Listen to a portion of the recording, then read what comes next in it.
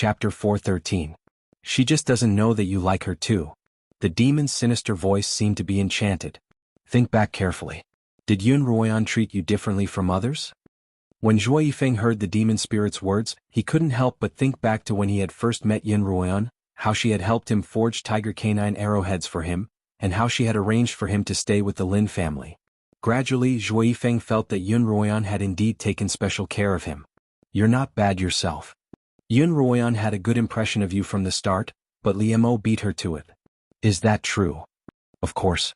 The demon spirit affirmed. What you need to do now is to snatch Xuanhuan back. Oh. First, let her know your feelings. Mo Ling said. Do you mean you want me to confess? Yes, a confession. The demon spirit further bewitched him. Think about it. If one day you accidentally lose your life in battle, and the girl you like doesn't know your feelings for her, that would be the saddest thing in the world. Confess, I want to confess. I must confess before I die. I want to let her know that I like her. Zhuo Yifeng's body swayed drunkenly as he walked, mumbling to himself. Midnight had passed, and Xuanhuan had finally turned 16. Whether it was on the Qinyuan continent or the Heiyuan continent, 15 was considered an adult, and 16 was a true adult. Under the illumination of the fireworks, Xuanhuan couldn't help turning to look at Li Mo, who was hugging her. Sensing her gaze, Liemo turned to look at her. Liemo murmured. You've finally grown up. Xuanhuan frowned. I grew up a long time ago. Really?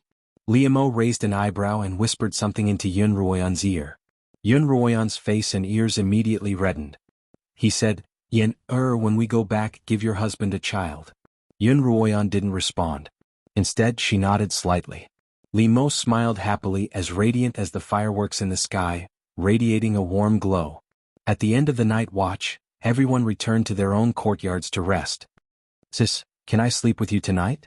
Lin Xianxia asked pitifully as she tugged at Lin Qingqian's sleeve. If you're not afraid of the little things in my house, then come at me, Lin Qingqian said. Lin Qingqian had not been idle during this period of time. Not only did she learn medical skills from Feng Bo, but she also brought all the rare and strange elixirs, insects that could be used as medicine, and little magical beasts into her courtyard. Every day, apart from eating and resting, she would also cultivate. She continued her previous life as an otaku who specialized in research. Lin Xianxia had originally thought that Lin Qingqian's life was boring and uninteresting, but now she was a little envious of Lin Qingqian, who wasn't bothered by the mundane matters of the outside world and could only focus on doing what she liked. As far as Lin Xianxia could remember, Lin Xianxia had never been bothered by anything for long. Once she immersed herself in her research, the outside world seemed to have nothing to do with her. Of course I'm not afraid. I'm not even afraid of crybabies, so what else can scare me? Lin Xianxia puffed out her chest. All right, come at me. Lin Qingqian smiled. When Lin Xianxia stepped into Lin Qingqian's courtyard, she couldn't help but suck in a breath of cold air. What the hell is that? Lin Xianxia pointed at a large cage in the corner of the courtyard, within which was a black, indistinguishable creature that was currently snoring. Its snoring was deafening, and it was clear that the big fellow had fallen asleep. It's a sleeping bear, Lin Qingqian replied. I got a prescription for insomnia from the Count of the Wind, and one of the important ingredients is the blood of this sleeping bear. Lin Qingqian said. Sis, you're the best. When Lin Xianxia heard Lin Qingqian's words, she tugged at the corner of Lin Qingqian's clothes and said coquettishly, How did you know that I've been suffering from insomnia recently? Lin Qingqian glanced at her. Don't think too highly of yourself. This medicine isn't for you. Then who is it for? Lin Xianxia was a little confused. Uncle doesn't suffer from insomnia. He created his own divine sleeping technique so he can sleep whenever he wants. Then why don't you let my father teach you? I did, but Uncle said that this technique is only suitable for himself, and that it would harm my body if I practiced it, so he wasn't willing to teach me, Lin Xianxia said helplessly. Lin Xianxia sighed helplessly. She then asked Lin Qingqian curiously, If you're not concocting this medicine for me or Uncle, then who are you concocting it for? Lin Qingqian wouldn't tell her, so Lin Xianxia kept asking. Even after the two of them finished washing up and went to bed, Lin Xianxia still didn't give up. It's for Auntie Hong, the one from the performing arts team. Lin Qingqian was annoyed by her sister's questions. She's currently trying to win over the head of a small family. He has insomnia, and when Auntie Hong came to Wine City last time, she specifically came to visit me and asked if I could prescribe a medicine to treat his insomnia. Oh, so that's how it is. Lin Qingxue tugged at the corner of Lin Qingqin's clothes. Sis, why don't you give me a little more? No. Lin Qingqin mercilessly tugged the corner of her clothes back from her sister's hands. What you have isn't insomnia but a heart disease, and a heart disease needs medicine to be cured. A heart disease needs medicine to be cured. Lin Qingxue repeated Lin Qingqin's words, muttering to herself, what's the medicine for my heart disease? You like Zhuo Yifeng, but Zhuo Yifeng likes Sister Ruoyan. Lin Qingxue turned around and looked at her sister. In the dim light of the bed, Lin Qingqin's words had hit the nail on the head. She pursed her lips, lowered her eyes and didn't make a sound. Your heart disease right now is that, first, you can't let go of Zhuo Yifeng but he's always been cold to you. Second, you're jealous of Sister Ruoyan, jealous that Zhuo Yifeng likes her and not you. I'm not, Lin Qingxue hurriedly denied. I'm just, perhaps not to the extent of jealousy, Lin Qingqin continued. But there's always some resentment. During this period of time, Lin Qingqin could clearly see that Lin Qingxue wasn't as close to her as before, but this was understandable. However, there were a few times when Lin Qingqin noticed that Lin Qingxue's gaze toward Yun Ruoyan was tinged with jealousy, and she wanted to find an opportunity to chat with Lin Qingxue. As a result, even if Lin Qingxue didn't look for Lin Qingqin tonight, Lin Qingqin would look for her of her own accord. But you know better than anyone that Sister Ruoyan's heart has always been with the slaughtering king. Whether Zhuo Yifeng likes you or not has nothing to do with Sister Ruoyan, Lin Qingqin continued. You're just unwilling to admit it. Sister, don't say any more. Lin Qingxue covered her face with her hands. But Lin Qingqin didn't intend to stop. Whether you want to hear it or not, I'm going to say this. Whether you like Zhuo Yifeng or not is your own business and don't resent anyone else. Whether Zhuo Yifeng likes you or not is between the two of you and don't resent anyone else. You'll be able to sleep soundly if you don't resent anyone else. Lin Qingxue began to cry, her tears seeping through the gaps between her fingers, wetting her hair and Lin Qingqin's pillow. Lin Qingqin rubbed Lin Qingxue's thick earlobes in disgust, recalling how she'd always comforted Lin Qingxue like this when she was scolded for being mischievous. Lin Qingqin said softly, Cry, you'll be fine once you cry. Sister, my heart hurts so much, Lin Qingxue whimpered. No matter how much your heart hurts, it'll slowly get better. Lin Qingqin hugged Lin Qingxue and patted her back. But if your heart changes color, it'll be hard to change it back. Sister, do you think I can forget Brother Zhuo? That's hard to say, Lin Qingqin replied honestly. It's best if you can forget him, but it's fine if you can't. As long as you remember that liking him is your own business, and don't force anyone else or resent anyone else, you'll be able to live a good life. Perhaps your heart will ache when you think of him, but most of the time you'll still be happy. Can I really do that? Lin Qingxue finally removed her hands from her face and looked at her sister. Of course. Lin Qingqin's face was full of confidence. When have I ever lied to you? Have a good sleep. Tomorrow is a new year. Lin Qingqin finally fell into a deep sleep in her sister's embrace. After the new year, there were still 10 days before the truce would end. The Count of the Wind began training the warriors, while Zhuo Yifeng and Qin Feng returned to the ranks of the warriors. For this battle, both of them had been assigned to a secret squad of warriors. They would train together with the elites of the squad, fight together, and complete difficult and dangerous missions together. One day Yun Ruoyan received a mission from none other than Lin Qingqin herself. Lin Qingqin first sought out Yun Ruoyan and Liu Mo, then found the Count of the Wind. Auntie Hong has sent word that the small family she's roped in have decided to contribute as many warriors as they can to help Wind City fight against Thunderbolt City. Lin Qingqin handed a slip of paper to the Count of the Wind. The Count of the Wind took the slip of paper and carefully read the words on it. Where did you get this news from? Lin Qingqin told him about the medicine that Auntie Hong had asked her to concoct for insomnia. Auntie Hong said that once I finished concocting the medicine, I should go to the eastern part of the city to find a traveling merchant called Huaida and give him the medicine. Lin Qingqin said, a few days ago I gave the medicine to Huaida. A few days later Huaida found me and gave me this slip of paper. He said that Auntie Hong had personally written it and asked me to give it to you. Yun Ruoyan saw that the Count of the Wind's expression was a little serious. Count of the Wind, are you doubting the authenticity of this letter? Chapter 4:14. We have a secret way of contacting Miss Hong. Why would she send a message through a traveling merchant? Feng Bo was puzzled. Perhaps that merchant is faster, Yun Ruoyan guessed. I've seen Auntie Hong's handwriting before, and this is indeed her handwriting. As the leader of a rather famous troop, it wasn't unusual for Auntie Hong to have her own means of communication, but Count Feng still found it a little strange. The letter says that Miss Yun is to personally receive these warriors tomorrow. Why is that? Count Feng asked. There's indeed something fishy about this matter. Sister Royan, it's best if you don't go. Lin Qingchen nodded. Sister Royan, I don't think you should go. I can send someone else, Count Feng agreed. Even if there's something fishy going on, I still have to go, Yin Ruoyan replied. If I don't go, how will I know what they're up to? Both Lin Qingchen and Count Feng turned to look at Liu Mo, who was standing behind Yin Ruoyan, hoping that he could persuade Yin Ruoyan not to take such a risk. Go then, Liu Mo replied coolly. But don't leave a 1-meter radius from me. The next day, Yin Ruoyan and Liu Mo went to the outskirts of Windy City to wait for the warriors from the smaller families to arrive at the location indicated on the note. Sure enough, not long after the two arrived at the destination, 7 or 8 people on horseback appeared on the road in the distance. Only 7 or 8, Yin Ruoyan replied, somewhat surprised. I thought there would be at least 50. Something's fishy, Liu Mo murmured as he looked at the approaching figures. At first, the two of them thought that regardless of whether the note was true or not, they would only have to deal with a handful of people. If it were true, then each of the smaller families would send 4 or 5 warriors, which would be 40 to 50 people. But if it were false, there wouldn't only be 7 or 8 people trying to capture Yin Ruoyan. After so many exchanges, the enemies wouldn't look down on the two of them so much. The group of 7 or 8 people finally arrived in front of Yin Ruoyan and Liu Mo, separated by about 30 feet.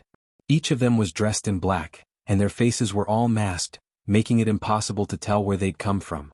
Who are you people? Yin Ruoyan asked. Ha ha ha. The leader of the black-clothed men suddenly laughed. Yin Ruoyan, you really came. The voice sounded very familiar. She clenched her fists and gritted her teeth. Rong Yueshan, it's you. It's me. Hehe, you didn't expect this, did you? Rong Yueshan immediately pulled down the veil on her face. I didn't expect that I'm still alive and can appear in front of you. Yin Ruoyan looked at Rong Yueshan's face and frowned. What happened to your face? My face. Rong Yueshan covered the left side of her face with her hand. It's all thanks to your senior sister, that Guan Ruliu. If she hadn't insisted on running away, I wouldn't have reported her to the Lai clan, and I wouldn't have been kept as a slave. I reported Guan Ruliu and the others, the young city lord of the Lai family. Not only did Lai Xin refuse to reward me, he even said that I'm not a good person and had his subordinates carve 2 words on my face. If Rong Yueshan hadn't said anything, Yin Ruoyan wouldn't have been able to tell what the words were. She imbued her eyes with spiritual energy and looked carefully, only to see that her originally pretty face was covered with many scratches, concealing the 2 words she'd been writing. However, Yin Ruoyan could vaguely make out that the 2 words were, traitor. You're really someone who doesn't know when to wake up, and you blame everything on others. Because of your denunciation, more than a dozen of your peers died, Yin Ruoyan said coldly. Lai Xin, you've done the right thing this time. You're a traitor through and through. I'm not a traitor. Rong Yueshan shouted. They were the ones who didn't know what was good for them, and they even tried to drag me down with them. If I hadn't denounced them, I would have been the one to die. Look, I'm still alive and well, but Guan Ruliu and the others are all dead. Ah, they're all dead. Yin Ruoyan's heart skipped a beat. What did you say? What happened to senior sister Guan? Dead. Rong Yueshan repeated. Haven't I made myself clear enough? She's dead. After Yin Ruoyan and Liu Mo had rescued Guan Ruliu and the other 2 juniors from the Carefree Cave, they'd entrusted them to Feng Yicheng, who'd sent them to the Feng residence. However, once they'd recovered from their injuries, they left a letter and left the residence. In the letter, they said that they couldn't forget how their peers had died in front of them, and that as long as they didn't kill Rong Yueshan, they wouldn't be able to rest in peace. As a result, the 3 of them had left Feng City to kill Rong Yueshan. By the time Yin Ruoyan returned, this was the letter she saw. Yin Ruoyan knew Guan Ruliu's personality well. Although she appeared gentle on the surface, she was incredibly stubborn, and once she set her mind on something, it would be extremely difficult for her to change her mind. Moreover, she was usually calm and collected, so Yin Ruoyan could only let her be. But unexpectedly she died. You don't believe me, do you? That's right, seeing is believing. Rong Yueshan's face was full of smiles, as if satisfied with Yin Ruoyan's shock. She waved a hand at the black-clad men behind her. Bring it here. As soon as Rong Yueshan finished speaking, 3 black-clad men stepped forward, each of them holding a black box in their hands. Open it. Rong Yueshan ordered, and the 3 black-clad men opened the box. In the cold, bright winter sun, Yin Ruoyan could clearly see what was inside the box. 3 human heads, 3 female heads. Their long hair was disheveled, and their faces were ferocious. Their eyes were wide open, filled with dissatisfaction and indignation. These 3 people were none other than Guanruliu and her 2 junior sisters. Rong Yueshan, Yun Ruoyan screamed, "I'm going to kill you, I'm going to kill you." Yun Ruoyan's feet lit up with a red sword aura. At the same time, the scarlet eye in her hand appeared, and she leapt into the air and slashed at Rong Yueshan. "Yin Liamo called out, then followed closely behind Yun Ruoyan. "Protect me." Rong Yueshan's face paled as she hurriedly retreated. The warriors behind her stepped in front of her. Yun Ruoyan's scarlet eye had turned from scarlet to blood red, a sign of bloodlust. None of the 7 or 8 warriors were particularly skilled, and their cultivations were only about the same as Yun Ruoyan's. In front of Liamo, they were nothing more than cannon fodder. Yun Ruoyan's scarlet eye was extremely powerful, and the black-clad warriors who were about the same level of cultivation as Yun Ruoyan were no match for the sword in her hands. In a short while they were either stabbed to death or half-injured by Yun Ruoyan's sword. Liamo could tell that Yun Ruoyan's violent rage was caused by the demonic dragon's blood in her body, and the only way to quench this rage was with fresh blood. Liamo stood guard by the side, blocking all of the warriors' attacks. All Yun Ruoyan had to do was stab the scarlet eye into the bodies of her enemies and use their blood to quench her rage. Rong Yueshan began to panic. "You can't kill me. I'm a member of the Li family now, and I've pledged my allegiance to the Li family." After Lai Sun had carved that word on her face, Rong Yueshan knew that she wouldn't be able to make a name for herself in the Feng family. At that time, the Li family was busy trying to capture Yun Ruoyan and Feng Yicheng. As the saying went, the enemy of an enemy was a friend. As a result, Rong Yueshan escaped from the Feng family and successfully pledged her allegiance to the Li family. When Guanruliu and the other 2 arrived at Lai City and learned that Rong Yueshan had escaped, they followed the traces she had left behind all the way to the Li family. Just as they were about to sneak into the Li manor, they were caught by Guanruliu, who had long since been on guard. In the end, they died in the dungeon where Zhui Yifeng had been tortured. As Yun Ruoyan chopped vegetables, she glanced at Rong Yueshan coldly. "The Li family deserves to die even more." Yun Ruoyan chopped off the head of one of the black-clad warriors and appeared in front of Rong Yueshan. She pointed the scarlet eye at the tip of Rong Yueshan's nose.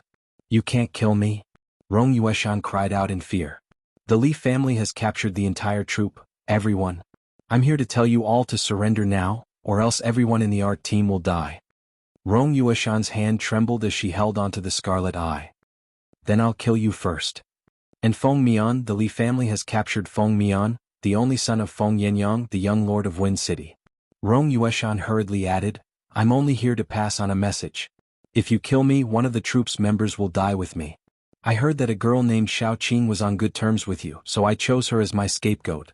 If I don't return in time, she'll die a horrible death just like the rest of them, ha." Rong Yueshan pointed at the boxes on the ground and laughed sinisterly. One of the boxes was tilted to the side, and Guanruliu's head rolled out of it. His eyes stared fixedly at Rong Yueshan. Rong Yueshan's laughter abruptly stopped. In a trembling voice she said, "Don't look at me, you're the ones who asked to die. You can't blame me for this, I didn't kill you. Those fellow disciples were not killed by me, but by the warriors of the Lai clan. I didn't want to kill you, but you forced my hand." Rong Yueshan's sinister smile turned into a grimace. Tears and snot flowed down her face, and the scratches on her face made her look like a ghost. "Go." Yun Ruoyan put away the scarlet eye. "Before I kill the troop sisters and the young lord of the city, you'd better find a place to hide. Otherwise, if I find you, I'll tear you to shreds." Chapter 4:15. Yun Ruoyan and Liamo rushed back to Fengqing to report to Feng Yenyang that the Wind Crown and the performance troupe had been captured. When the 2 of them entered the city lord's manor and met with Feng Yenyang, they learned that not long after they left the city, he and Count of Feng had received news from the border city. The Wind Crown and the members of the artistic troupe were all captured last night. They were attacked almost at the same time. They guessed that the whereabouts of the performance troupe had long been under the control of the Li father and son. The only reason they hadn't captured them yet was because they wanted to use them as bait to catch a bigger fish. However, instead of catching a big fish, the performance troupe had managed to win over quite a number of smaller fish from their own camp. As a result, the Li father and son grew anxious. As for Feng Mian, he was Feng Yenyang's son, the young lord of Wind City, and Feng Yenyang's only son and heir to the Wind City. He was a cautious person. Although he did not have much talent, he had never caused any trouble for Feng Yangyang. But Feng Mian was somewhat arrogant. During this period of time, Feng Yiqing had been in the limelight in Wind City and had received much praise from Feng Yangyang. Feng Yiqing had even told Feng Mian to learn from him. This had dealt a blow to Feng Mian's self-esteem, and in order to prove himself, he volunteered to stay with the Count of Feng to guard the city. During this period of time, Feng Mian had been very diligent in the border city. He hadn't even returned for the new year, instead volunteering to spend the new year with the city guards. This made Feng Yangyang look at his son in a different light, but he hadn't expected that Feng Mian would be captured by the Li family. Yun Ruoyan, Li Mo, and the Count of Feng all looked at Feng Yangyang, who was sitting at the head of the table, frowning as they awaited his orders. "We can't agree to their request," Feng Yangyang said after a long pause. Feng Yangyang said after a long time. Although he had already made up his mind, it was not easy to say it out loud. His only son's life was in his hands, but he couldn't save him at all. This kind of heartache wasn't something that an ordinary person could bear. "Lord Feng." The Count of Feng bowed deeply to Feng Yangyang. "Perhaps we can use a delaying tactic and surrender first in exchange for the young lord's release, then find an opportunity to seek justice from the Li father and son." "I'm afraid not." Feng Yangyang shook his head helplessly. The thin face of a middle-aged man seemed to have aged 10 years in an instant. He handed a secret letter to Feng Bo. The Count of Feng read the letter from beginning to end, and his brows furrowed more and more tightly. Finally, he sighed imperceptibly and handed the letter to Yun Ruoyan and Li Mo. The two of them opened the letter and read it from beginning to end. Most of the contents of the letter were the same as what Rong Yueshan had said, but there was an additional condition at the very end. Yun Ruoyan and Li Mo were to be exchanged for the Wind Crown and the rest of the performing arts troupe. When Yun Ruoyan saw this, her heart was filled with anger. This father and son pair had really gone to great lengths to capture her. "City Lord Feng, Yun Ruoyan took a step forward and was about to say that she was willing to exchange for Yun Ruoyan when Li Mo grabbed her from behind. "City Lord Feng, what do you have in mind?"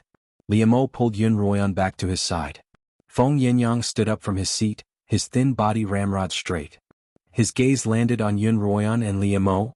"I've only just received the news and to be honest, I don't have a good plan for the time being. But don't worry, the two of you, the Wind City won't use you as hostages to exchange for anyone else." Yun Ruoyan and Li Mo were both touched by Feng Yangyang's words. "Thank you, City Lord Feng."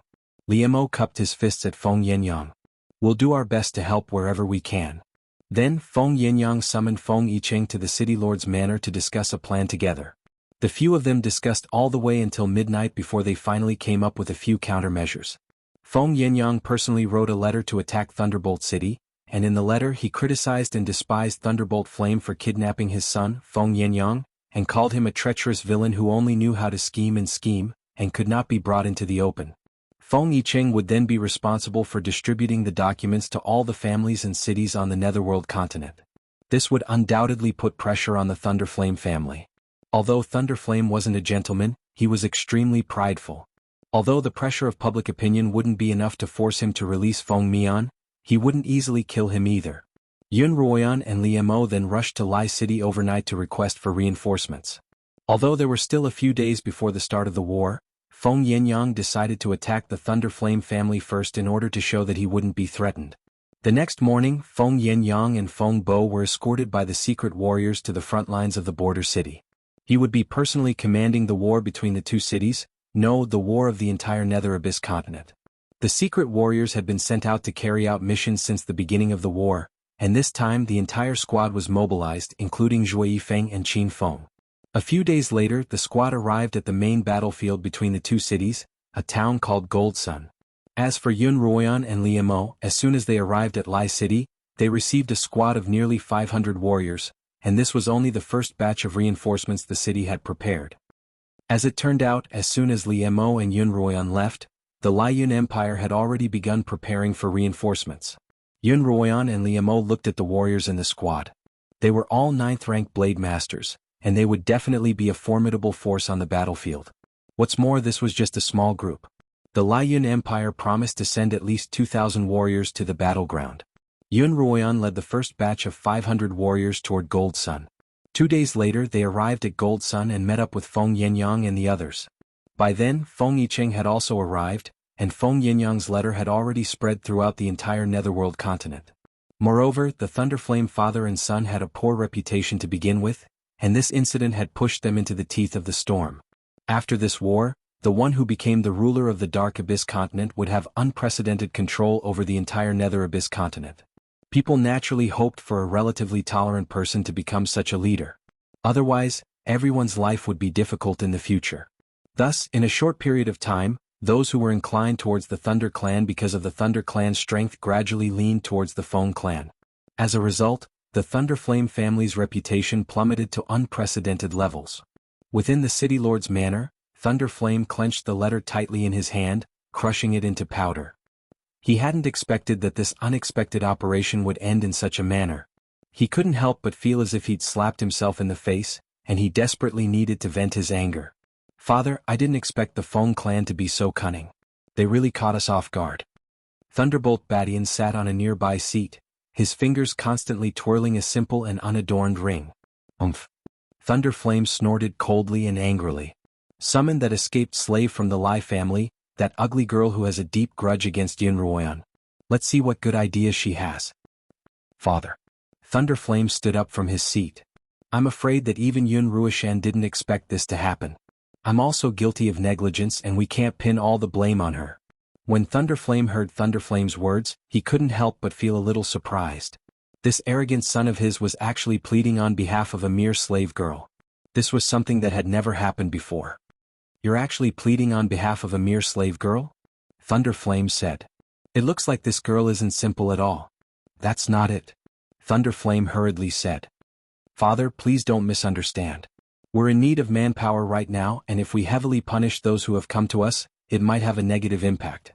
Furthermore, there are many rumors about us out there, and we're not in a position to punish her too harshly. Why don't we let her use her merits to make up for her mistakes?" Thunderflame paused for a moment before saying, "That's fine. However, this girl's heart is filled with venom. Or you have to be careful of her. Your son will remember." Thunderflame bowed. Seeing that Thunderflame's complexion had improved slightly, he continued, "This time, although we've been used by the Feng family, at least we've gained quite a few captives. Even if we can't kill or use them now due to the pressure of public opinion, they'll still be useful in the future. Moreover," Thunderflame leaned closer to Thunderflame's ear, speaking in a voice that only the two of them could hear, "Your son also has some ideas. Father, do you think it's feasible?" Thunderflame whispered in Thunderflame's ear for a long time. Thunderflame nodded as he listened, the anger on his face slowly turning into a smile. After whispering, Thunderbolt Badian placed his hands behind his back and looked at Thunderflame's expression. From his expression, Thunderbolt Badian could tell that his father agreed with his idea. "Not bad." As expected, Thunderflame was full of praise. "Tira, the student has truly surpassed the master. In the future, your achievements will definitely surpass your father. Tion, our only wish is to help Father bring the Nether Abyss continent under our Thunderflame clan's feet. I want to help Father accomplish your ambitions." Thunderflame bowed once more. Thunderflame looked at Thunderflame and smiled in satisfaction. "Young lord, this servant." The moment Thunderflame entered the master bedroom in his courtyard, a veiled beauty came forward to greet him. However, in the next instant there was a loud slap. Thunderflame's palm landed on the beauty's cheek, causing her to fall to the ground. Chapter 416. The beauty's veil was blown away, revealing a crisscross scar on the left side of her face. This beauty was none other than Rong Yueshan. Rong Yueshan turned over and knelt on the ground. She hurriedly covered her face with her veil and covered her disfigured face. "Slut." Pai Badian unceremoniously stepped on Rong Yueshan's shoulder. "Look at what kind of rotten idea you've come up with. Now, my father and I have become the most disdainful nobles in the entire Netherworld continent. Are you satisfied?" "I didn't do it on purpose," Rong Yueshan pitifully replied. Her petite body was trembling in fear, and her fair and delicate body was faintly discernible under her thin dress. Pai Badian couldn't help but slowly shift his foot from Rong Yueshan's shoulder to her back. He lightly rubbed that tender area with the soles of his feet, but the figure of another woman appeared in his mind. That woman was also petite and delicate, but her gaze was like a knife. She wasn't like the person beneath his feet, who seemed like a ball of white flour for him to knead. Rong Yueshan sensed that there was a hidden meaning behind Pai Badian's actions. She raised her face that was covered by a veil and looked at Pai Badian with her big watery eyes. She murmured, "Young city lord. Pai Badian bent down and grabbed Rong Yueshan's chin, then lifted her up. Like a burlap sack, he slung her over his shoulder and walked over to the bed. After knocking down the veil, Pai Badian threw Rong Yueshan onto the bed without pity. What followed was an incomparably rough treatment. Rong Yueshan tightly gripped the black velvet sheets on the bed. The pain and humiliation caused her tears to gush out, but she could only swallow them back and bite her lips to prevent herself from making a sound of pain. She kept telling herself in her heart, I have to live, I have to get revenge from Yunruoyan. Everything that I've suffered was caused by Yunruoyan. Even if I die, I have to die after Yunruoyan. As if hypnotized, Rong Yueshan gradually became numb to the pain. She no longer felt pain, nor did she feel humiliated. Instead, she began to cater to Pai Baishan's barbaric behavior. She began to laugh, a heart-wrenching laugh, a heart-wrenching laugh. After a while, the sky turned dark. Rong Yueshan awoke from her temporary coma. She looked down to see that her body was covered in bruises, and her entire body was sore, as if it had been disassembled and then reassembled. In the darkness of the night, a pair of beast-like eyes were staring at her. Sensing that cold and dangerous gaze, she couldn't help but raise her head slowly and meet Thunderbolt Baishan's gaze. Rong Yueshan's entire body quivered. She steadied herself and asked in a trembling voice, "Young governor, are you thirsty? Would you like me to pour you a cup of tea?" Pai Badian stared at Rong Yueshan for a long while. Just as Rong Yueshan was trembling, he suddenly sat up, pulled aside the curtains and got off the bed. He put on his clothes and prepared to leave. But when he reached the door, he suddenly turned to Rong Yueshan. "You follow me." Rong Yueshan followed Pai Badian to a dungeon. There were 2 cells in the dungeon, one of which was larger and in poorer condition, and it held a dozen or so girls from the performing troupe. When the 2 of them passed by the entrance of this cell, half of the girls inside were awake, and they were looking at the 2 of them with disdain and hatred. Rong Yueshan followed closely behind Pai Badian. In the past, Rong Yueshan would have looked down on such lowly girls, as they were the filthiest species in the world. But now Rong Yueshan was even more filthy and lowly than they were. Although Rong Yueshan wasn't willing to admit it, she knew that this was the truth, and she still habitually blamed it on Yunruoyan. As for Pai Badian, he swept his cold gaze across the group of girls. These girls were all rather good-looking and none of them had poor family backgrounds. It was just that they had lost their homes because of the Pai family. In the process of being captured, some of them had their clothes torn by some warriors, intentionally or unintentionally. Many of them were in a state of disheveled clothing. However, there was a girl in a corner whose eyes were slightly squinted. She had quite a few tattered clothes draped over her body, but they covered her body tightly. There was even a heroic-looking girl standing guard by her side. Hoodlum looked fearlessly at Pai Badian. If he dared to harm a single hair on her mistress's head, no one would doubt that she would fight him to the death, even if she had to sacrifice her entire body. "Young city lord, are you here to interrogate a prisoner?" A sleepy guard stood at the side and bowed to Thunderclap Badian as he asked. "Are these lowly servants worthy of being interrogated by me?" Pai Badian retorted coldly. "Of course not. Of course not." The guard looked rather wretched, and when he was frightened by Pai Baishan's words, he shivered and immediately ran away. At the same time, his wretched face revealed a timid expression. "I don't know how to speak, young master, please don't blame me," Pai Badian interrupted the guard with a hand gesture. Pai Badian had seen far too many guards like this. In front of the prisoners they acted as if they were bigger than the heavens, but in front of the prisoners they were even smaller than rats. However, Pai Badian both hated and liked such people. Pai Badian turned his head to look at the guard, and the guard hurriedly lowered his head. Pai Badian slowly said, "I'm giving you a wonderful task. You must do it well. If you do it well, this young master will reward you." I will definitely climb a mountain of swords and dive into a pot of oil to complete this task for young master." The guard immediately swore. "There's no need for you to climb a mountain of swords or dive into a pot of oil." Pai Badian smiled sinisterly. "This beautiful task will definitely call you." The guard was somewhat puzzled. He lifted his head to look at Pai Badian and asked, "I wonder what young master is referring to?" "This wonderful task is the beautiful women in that cell. You will be responsible for finding warriors like you. Of course you can also do it yourself. In short, no matter what methods you use, serve them well for me." Pai Badian cruelly said, "You must make them suffer a fate worse than death. It doesn't matter even if they die. Then hang them at the city gate and paste the slogan 'Spy' on their bodies. Spread the word that they are spies sent by Wind City and are vixens. Let the entire city curse and trample on them." Yes, this slave obeys. The wretched-looking guard smiled. His smile was so wretched that it couldn't be described with words. Thunderbolt Badian averted his gaze and was about to walk to the next cell when he suddenly thought of something. He turned his head and said, "Don't touch the red-clothed woman in the corner and the woman with some cultivation beside her for now." "Yes, young master." The wretched-looking guard bowed again. Only then did Pai Badian walk to the next cell with satisfaction. Rong Yueshan followed behind Pai Badian. As she passed by the interrogation room and the hundreds of torture instruments, her footsteps were neither fast nor slow, neither light nor heavy, as though she was taking a leisurely stroll in the courtyard. Pai Badian was quite satisfied with her performance to be so calm in such a place. But only Rong Yueshan knew that her heart was beating like a drum at this moment. If it weren't for the cloak covering her back, people would definitely see that her clothes were soaked in cold sweat. After walking past the interrogation room, there was a smaller cell. In this cell was the young master of Wind City, Feng Mian. Feng Mian didn't sleep. Instead, he was sitting on a hard wooden couch. Next to the wooden couch was a wooden table. An oil lamp flickered weakly, illuminating a bowl of cold porridge and 2 cold steamed buns.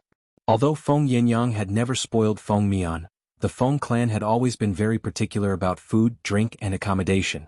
A place like this was undoubtedly a place of purgatory for Feng Mian.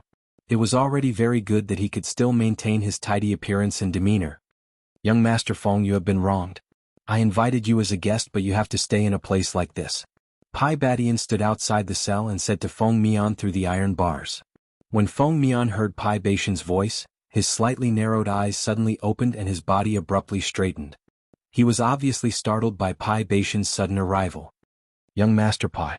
Feng Mian vigilantly looked at Pai Badian and said, "What is your purpose in coming here now?" Feng Mian had been captured for 2 days, but he had been locked up here without anyone asking. The 2 cities were now at war. Feng Mian naturally knew what it meant for him to be captured. He also guessed that the Pai clan would definitely use him as a bargaining chip to negotiate with his father. The reason why they ignored him was naturally because the negotiation didn't have any results. Once there was a result, then Feng Mian's own fate would be decided. Whether he lived or died would be decided in these 2 days. Therefore, Pai Baishan's sudden appearance in the middle of the night naturally shocked Feng Mian. "Young Master Feng, don't be nervous." Pai Badian said leisurely, "I'm not here to kill you. I'm just here to inform you of some bad news."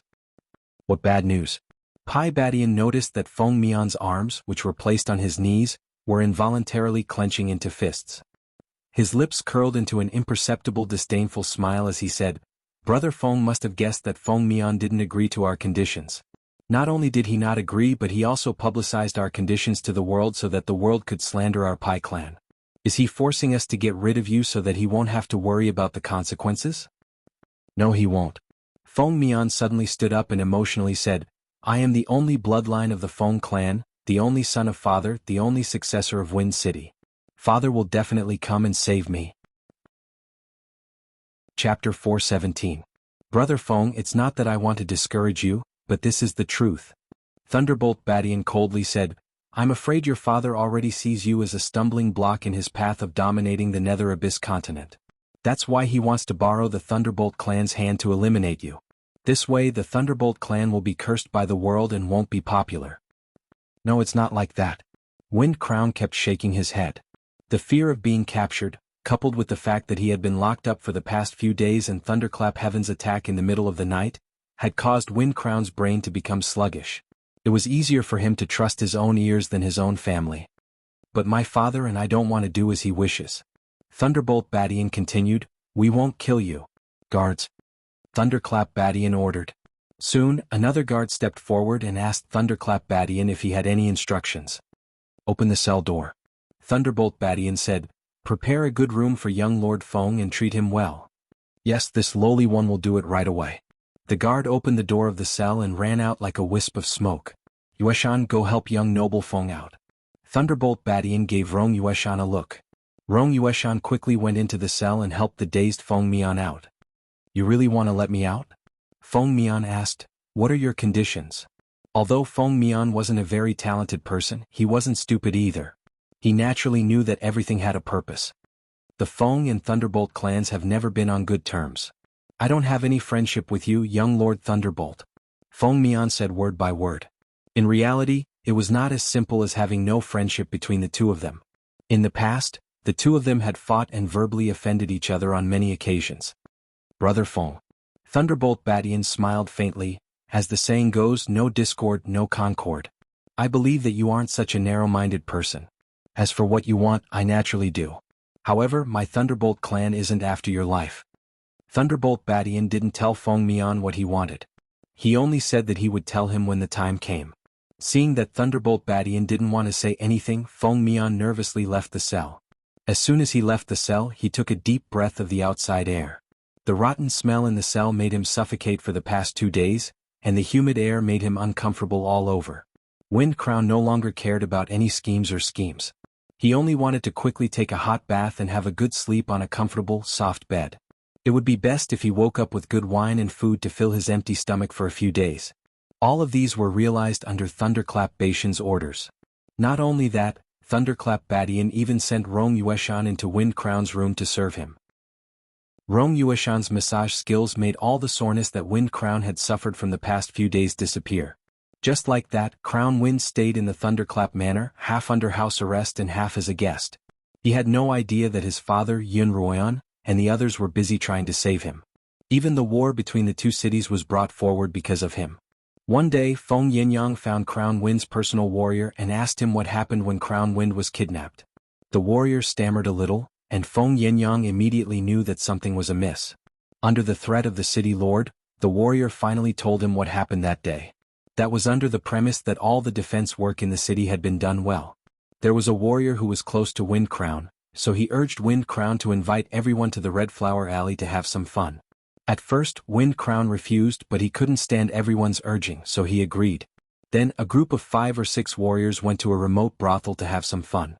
Unexpectedly, while they were drunk and snoring, the Thunderclap warriors who had been lying in ambush in the brothel, suddenly barged into the room and took Crown Wind, who was still drunk.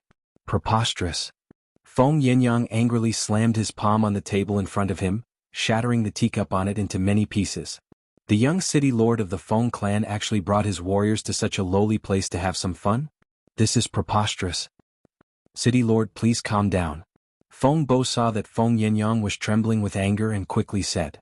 Feng Yinyang turned to look at Feng Bo and asked, I entrusted Mian Air to you and told you to teach him well. Why didn't you discipline him and let him do something so preposterous? And he was kidnapped in a brothel while drunk. City lord, please calm down. Count of Wind spoke again.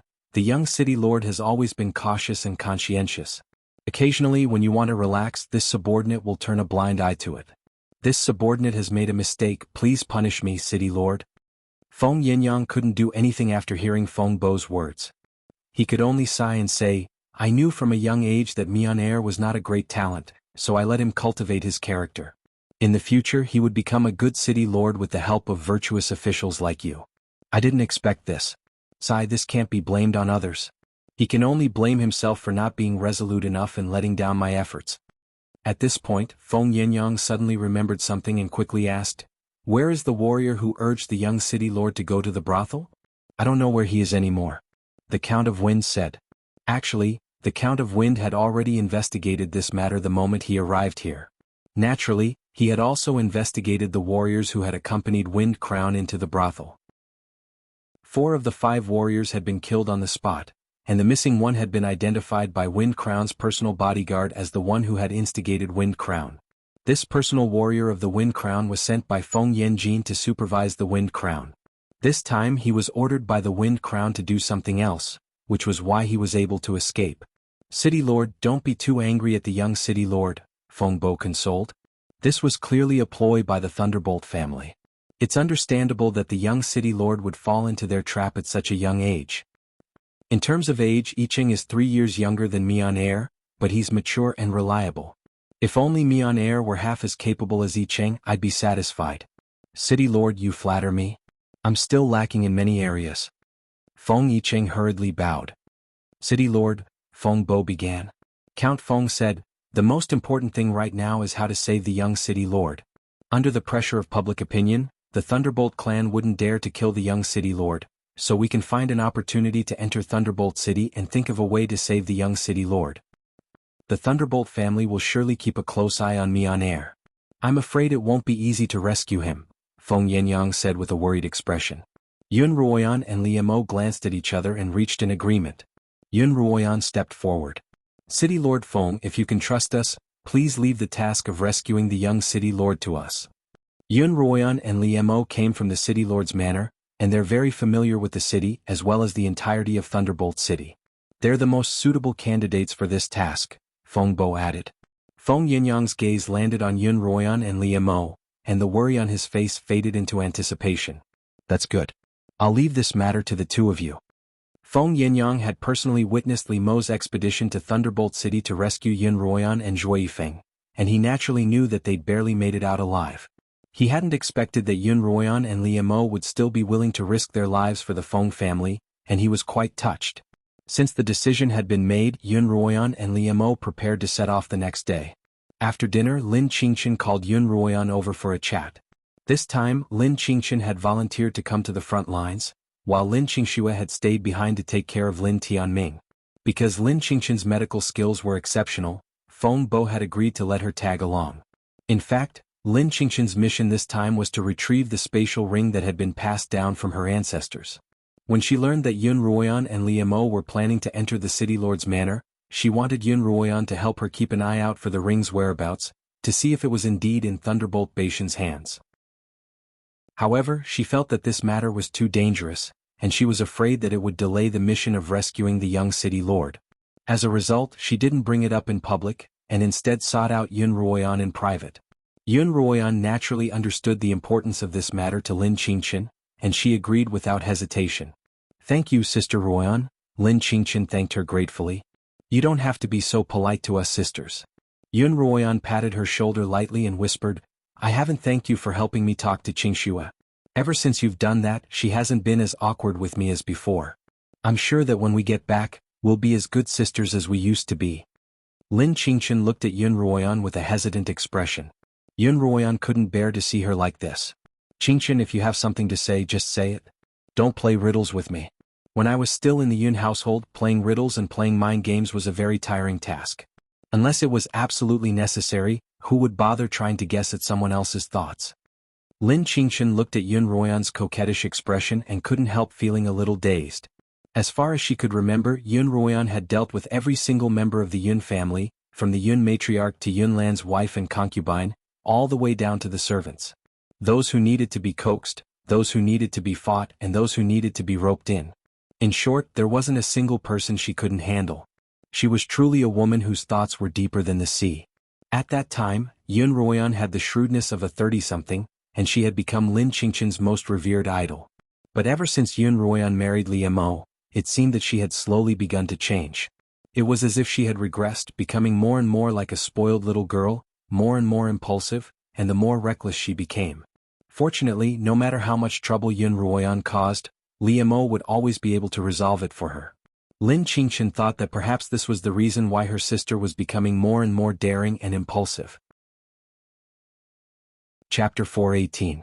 Lin Qingchen couldn't help but think about whether she should find a man or not as she looked at her older sister, who seemed to be going back to normal with each passing day. Because of Zhui Yifeng, Lin Qingxue's chubby face had become thinner and thinner, and she had almost become estranged from her dearest sister, Yun Ruoyan. On the other hand, Yun Ruoyan was married to the Slaughtering King, and they lived happily ever after. However, in Lin Qingchen's eyes, she had clearly regressed in both intelligence and style. It was often said that a woman would be foolish for 3 years after giving birth to a child. Yun Ruoyan was about to reach the age where she could have children, and Lin Qingchen could already see the image of Yun Ruoyan chasing after a child without a care for her image. As soon as she thought of this, Lin Qingchen felt a wave of discomfort wash over her. She made up her mind that even if she had to remain unmarried for the rest of her life, she wouldn't allow a man to change her. Qingchen, what's the matter? What are you thinking about? Seeing that Lin Qingchen was in a daze, Yun Ruoyan nudged her lightly, bringing her back to her senses. I'm not thinking about anything. Lin Qingchen hurriedly replied. You're not thinking about old Lin, are you? Yun Ruoyan suddenly exclaimed. Old Lin was the leader of the warriors, and he had once served as a guard for a short period of time. Once, when he had been injured, it was Yun Ruoyan who had treated him. Sister Ruoyan, if you keep spouting nonsense, I'm going to ignore you. Lin Qingchen said anxiously before turning around and walking back to her own quarters. Good sister, it's nothing. If you've taken a liking to that good Erlang, I'll let you decide where he is. Yun Ruoyan smiled from behind, her words stabbing into Lin Qingchen's back like a needle. She immediately quickened her pace and disappeared, leaving Yun Ruoyan laughing alone. Ah, it's quite interesting to tease a girl when I'm free, Yun Ruoyan muttered to herself as she walked back to her own quarters. She had told Lin Qingchen that Liu Mo would return first.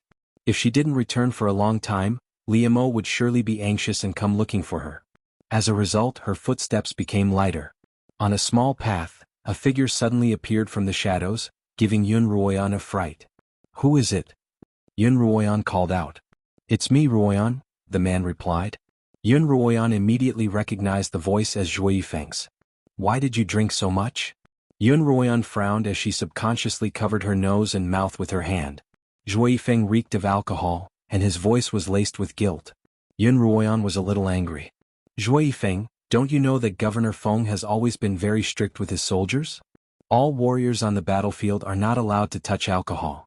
If you're discovered, not only will you be expelled from the squad, you'll also be punished by military law.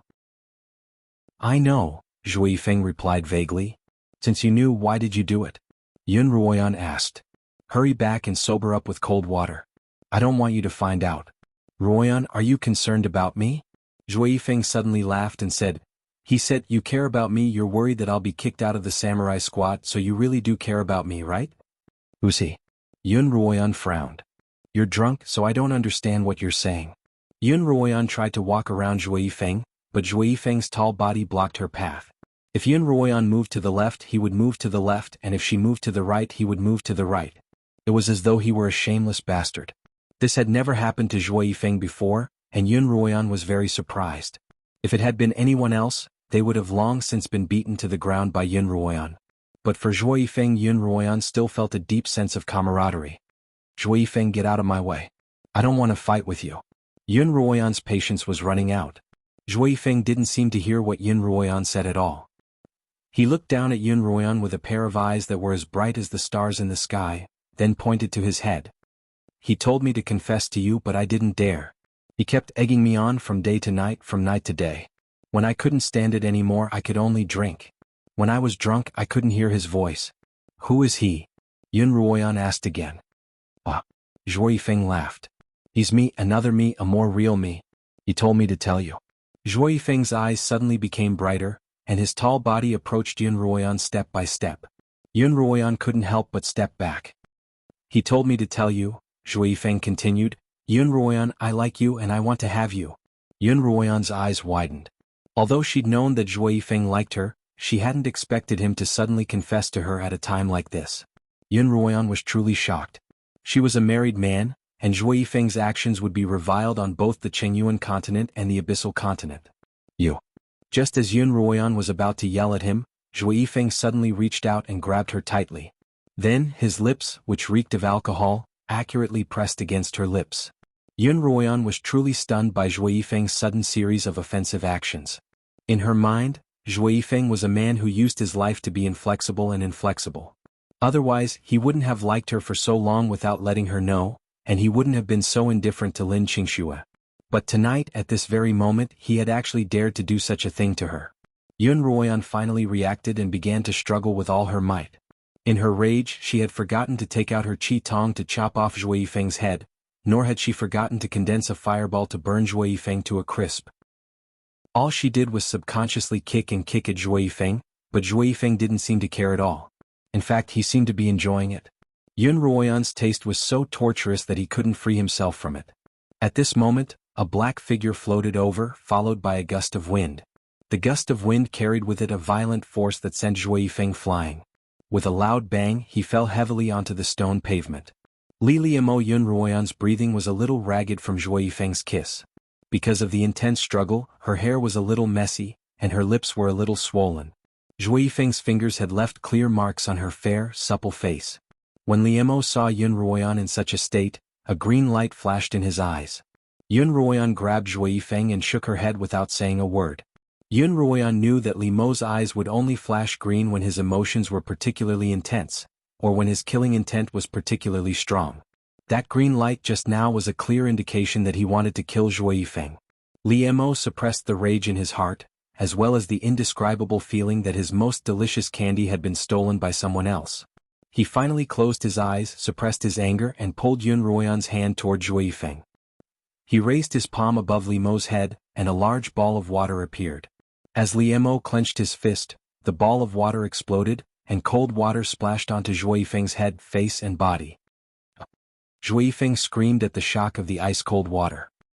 He sat up from the ground and wiped the icy water off his face. Only then did he wake up. "What's wrong with me? Why am I here?" he murmured as if he didn't know what had just happened. "Zhuo Yifeng." Li Mo's cold voice rang out from above his head. "If not for the fact that you're a beastkin, I wouldn't have splashed you with cold water, but with Yen Er's and my anger. If this happens again, I can't guarantee that I won't tear you to shreds." Zhuo Yifeng raised his head to look at Li Mo. Under the shadow of his long hair, Zhuo Yifeng couldn't see his expression, but from his tone, Zhuo Yifeng could sense his anger. Zhuo Yifeng then turned his gaze to Yun Ruoyan. Yun Ruoyan didn't avoid his gaze. Her large eyes met his, still filled with disbelief, confusion, and most of all, disappointment. Zhuo Yifeng's mind went blank, and everything that had just happened began to surface in his mind. Those drunken words, those heartfelt words, those actions that he had taken against Yun Ruoyan, and that he had kissed Yun Ruoyan forcefully. That warm sensation still lingered on Zhuo Yifeng's lips, and he couldn't help but blush, his heart racing and his mind buzzing. What did I just do?" Zhuo Yifeng pulled at his hair. Li Mo Yun Ruoyan saw that Zhuo Yifeng had woken up, but she didn't want to see his pained and regretful expression. She tugged on Li Mo's sleeve. "Let's go back." Li Mo turned back to look at Yun Ruoyan warmly, nodded at her, then pulled her along as they walked around Zhuo Yifeng. Zhuo Yifeng sat on the ground, the image of Yun Ruoyan's disappointed expression etched into his mind. Zhuo Yifeng jumped up from the ground and chased after Yun Ruoyan, wanting to apologize. Li Mo, however, didn't give him a chance to speak. With a wave of his sleeves, he sent Zhuo Yifeng flying once more. Zhuo Yifeng lay on the ground, staring at Yun Ruoyan's back. He smiled bitterly at the devil spirit in his mind. "Are you satisfied now? Are you satisfied now?" Chapter 419. On the bed, Li Mo gently hugged Yun Ruoyan, his fingers involuntarily caressing her face, her hair, her lips, and especially her lips, as if he were trying to erase Zhuo Yifeng's imprint on them. "Li Mo, you're hurting me," Yun Ruoyan whispered as she grabbed Li Mo's hand. As soon as she finished speaking, Li Mo flipped her over and covered her body with his lips pressing tightly against hers. The image of Zhuo Yifeng kissing Yun Ruoyan floated uncontrollably in Li Mo's mind, and his heart ached more and more. His kisses became harder and more forceful, more and more domineering, more and more unbearable for Yun Ruoyan, and more resistance she felt. Yun Ruoyan reached out to push Li Mo away, but both her hands were pinned above her head by Li Mo. She tried to kick Li Mo with her legs, only to be pinned down by him as well. Li Mo was still invading her uncontrollably, in a way that she hated the most. She hadn't felt this way in a long time. Yun Ruoyan had thought that she would never feel this way again, but at this moment she once again felt that sense of helplessness. Zhuo Yifeng's treatment of Yun Ruoyan left her disappointed, but Li Mo's treatment of her left Yun Ruoyan deeply hurt and pained. Tears finally flowed uncontrollably from Yun Ruoyan's eyes, flowing down her cheeks and into her lips. No, into their entwined lips. Yun Ruoyan tasted her tears and Li Mo tasted them as well. Li Mo abruptly came to his senses, and he immediately stopped what he was doing. He raised his head to look at Yun Ruoyan's tear-stained face, and his heart ached as if it had been pierced by a needle. Beneath him was his wife, the woman he loved the most. How could he hurt her so violently? "I'm sorry, I'm so sorry. Did I hurt you?" Li Mo began to carefully wipe away Yun Ruoyan's tears, but Yun Ruoyan simply closed her eyes and ignored him. However, tears continued to flow from her eyes. Can you stop crying?" Li Mo didn't know what to do. "I've said before that your tears are my greatest punishment. I really know I was wrong. Why don't you slap me a couple of times to appease your anger?" Li Mo grabbed Yun Ruoyan's hands and slapped them against his own face. Yun Ruoyan only heard 2 crisp smacks before she struggled out of Li Mo's grasp. Afraid that he would hurt her again, Li Mo didn't dare to force himself on her, and could only swear to the heavens. I was really blinded by jealousy just now. When I saw how Zhuo Yifeng treated you, I really wanted to go crazy, but I had no choice but to suppress my anger." I didn't manage my emotions well enough, which is why I vented my anger on you. I'm truly in the wrong. I swear that if I ever hurt my wife like that again, I'll have my heart pierced by 1,000 swords. A warm hand covered Limo's mouth. Limo grabbed Yunruoyan's hand and kissed her palm deeply. Yin, you've forgiven me, haven't you? I've said all the good things I've said to you over the past 2 years.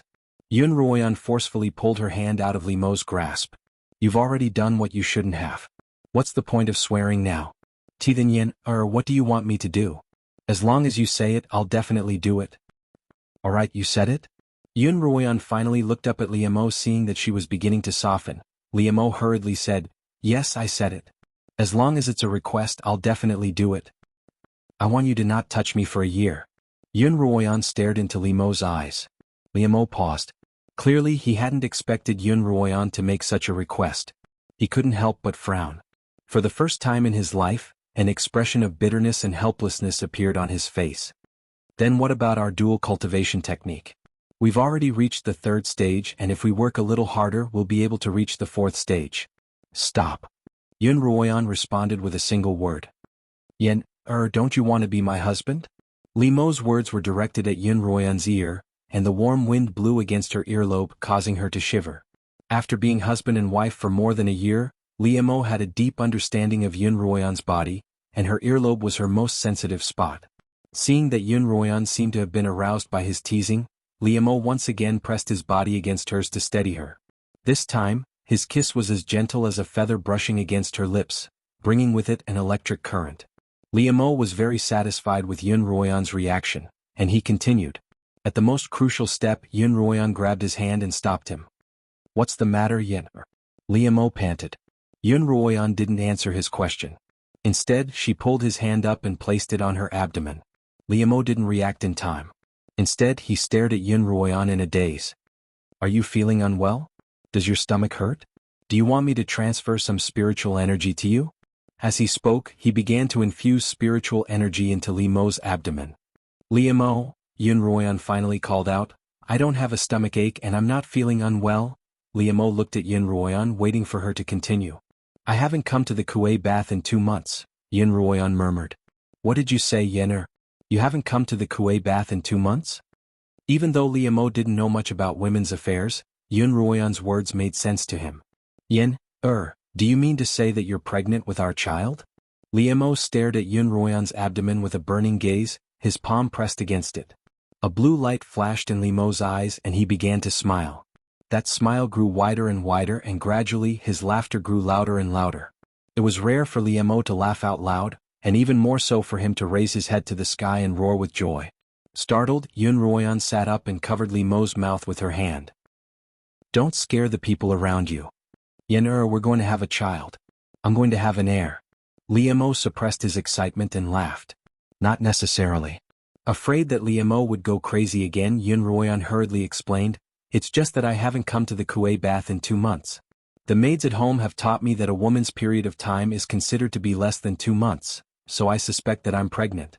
However, I've been so busy recently that I haven't had the time to have someone take a look at me. I understand, and the maids at home have taught me as well. As Liamo spoke, he chastised himself for his carelessness. How could he not have noticed that Yunruoyan hadn't come to the Kuei bath in 2 months? Thinking back to how Yunruoyan had been traveling with him, and how she had even experienced a huge battle just a day ago, he wondered if she had frightened the child in her abdomen. No, Liamo replied. Tomorrow I'll have the Count of the Wind take a look at you. Anlin Qingxin is a woman, and women understand women better than women. Also, you can't come with me to Thunderbolt City tomorrow. I can't let you take such a risk. Liamo Yunruoyan's expression changed once more. What did you just say? Do you remember? What did I say? You said that you'd listen to everything I said. That's right. Except for the child. Liamo hurriedly corrected himself. Liamo, seeing that Liamo was determined, Yunruoyan continued slowly, I didn't go see a doctor because I didn't want to alarm you. I was planning on having the Count of the Wind and Qingxin look at me only after I'm back from this trip. How can you do that? Liamo immediately retorted. Liamo, I've already made up my mind. Yunruoyan was even more certain of her decision. I've told you before that no one can force me to do anything, and no one can force me not to do anything. Not my enemies, not my lovers. In this life I'll only listen to myself. In the end, Liemo couldn't argue with Ruoyan any further. He could only suppress his heartache and conceal the news. The next day he set off for Thunderbolt City with Ruoyan. On the journey, Liemo's care and concern for Ruoyan multiplied several times over. His eyes never left Ruoyan's body, and his hands were constantly clutching her hand, giving Ruoyan the illusion that the two of them were conjoined twins. This feeling made Ruoyan feel both exasperated and sweet. After a day and 2 nights of travel, the two of them finally arrived at the city lord's manor. Originally they were supposed to enter the manor that very night, but Liemo insisted on staying with Ruoyan at an inn in the city center, preparing to enter the manor the next night. The next day, after a night's rest, Ruoyan suddenly learned of a heart-wrenching incident from the inn's waiter. As the waiter served tea to Ruoyan and Ruoyan's room, he vividly described how the female geishas who had been captured by the city lord's manor had been hung on the city's walls. Every day one of them was hung at the city gates, and this was already the 15th. In the beginning they were still breathing, but in the end they either starved to death or couldn't bear the pain and bit their tongues to commit suicide. The waiter said that when he went to check on them the previous day, only 2 of them were still able to open their eyes. Chapter 420. With a loud crash, the teacup in Ruoyan's hand fell to the ground, shattering into pieces. "Madam, are you all right?" The waiter was startled and hurriedly asked Ruoyan, whose eyes were filled with tears as she looked at Liemo. "I'm fine." Liemo walked to Ruoyan's side and held her hand in his. "Why didn't we see them when we entered the city?" The waiter replied, "Those girls were sent from Wind City, so they were hung at the eastern gate facing Wind City. The 2 of you probably entered from another gate so you didn't see them." Liemo took out a spirit crystal from his pocket and tipped the waiter, who happily left the restaurant. You have to stay calm." Liemo rubbed Ruoyan's hands as he spoke. Ruoyan's hands turned cold the moment she heard the news, and so did her entire body. Ruoyan tightly closed her eyes, and the faces of the girls in the dance troupe appeared in her mind one by one. There was Hoodlum, who had the temperament of a boy and the cultivation of a cultivator. There was also Auntie Hong, who had been through many hardships but was exceptionally strong, and there was also Xiaoqing, who had always treated her as a younger sister. Ruoyan took a deep breath. When she opened her eyes again, her gaze was resolute. "I want to see them." "All right, let's go tonight." Liemo continued to warm Ruoyan's hands as he spoke. At night, the night was dark and everything was quiet. 15 women were hanging on the gate of the eastern city. Their once plump and beautiful bodies were now as withered as a leaf in the wind, swaying back and forth in the chilly breeze. When they were first hung up, they were quite pretty, but they grew uglier and uglier by the day, 2 warriors on night watch said as they drank wine to warm their bodies. "Did the young governor say when he was going to release them?" "It's quite creepy to look at them like this," one of the warriors said. "What are you afraid of, coward?" The other warrior laughed disdainfully. "She was a slut when she was alive and she's still a slut when she's dead. What's there to be afraid of? No matter what, he's still a human." The warrior from earlier added, "Let's not talk about ghosts first. It's already spring. When the weather warms up, won't these corpses stink? At that time, how can they keep watch at night? The stench will die. Isn't it not smelly yet?" Another warrior gulped down a large mouthful of wine, and then his whole body quivered. He stood up with a smile on his face and said, "Today I heard a woman speak.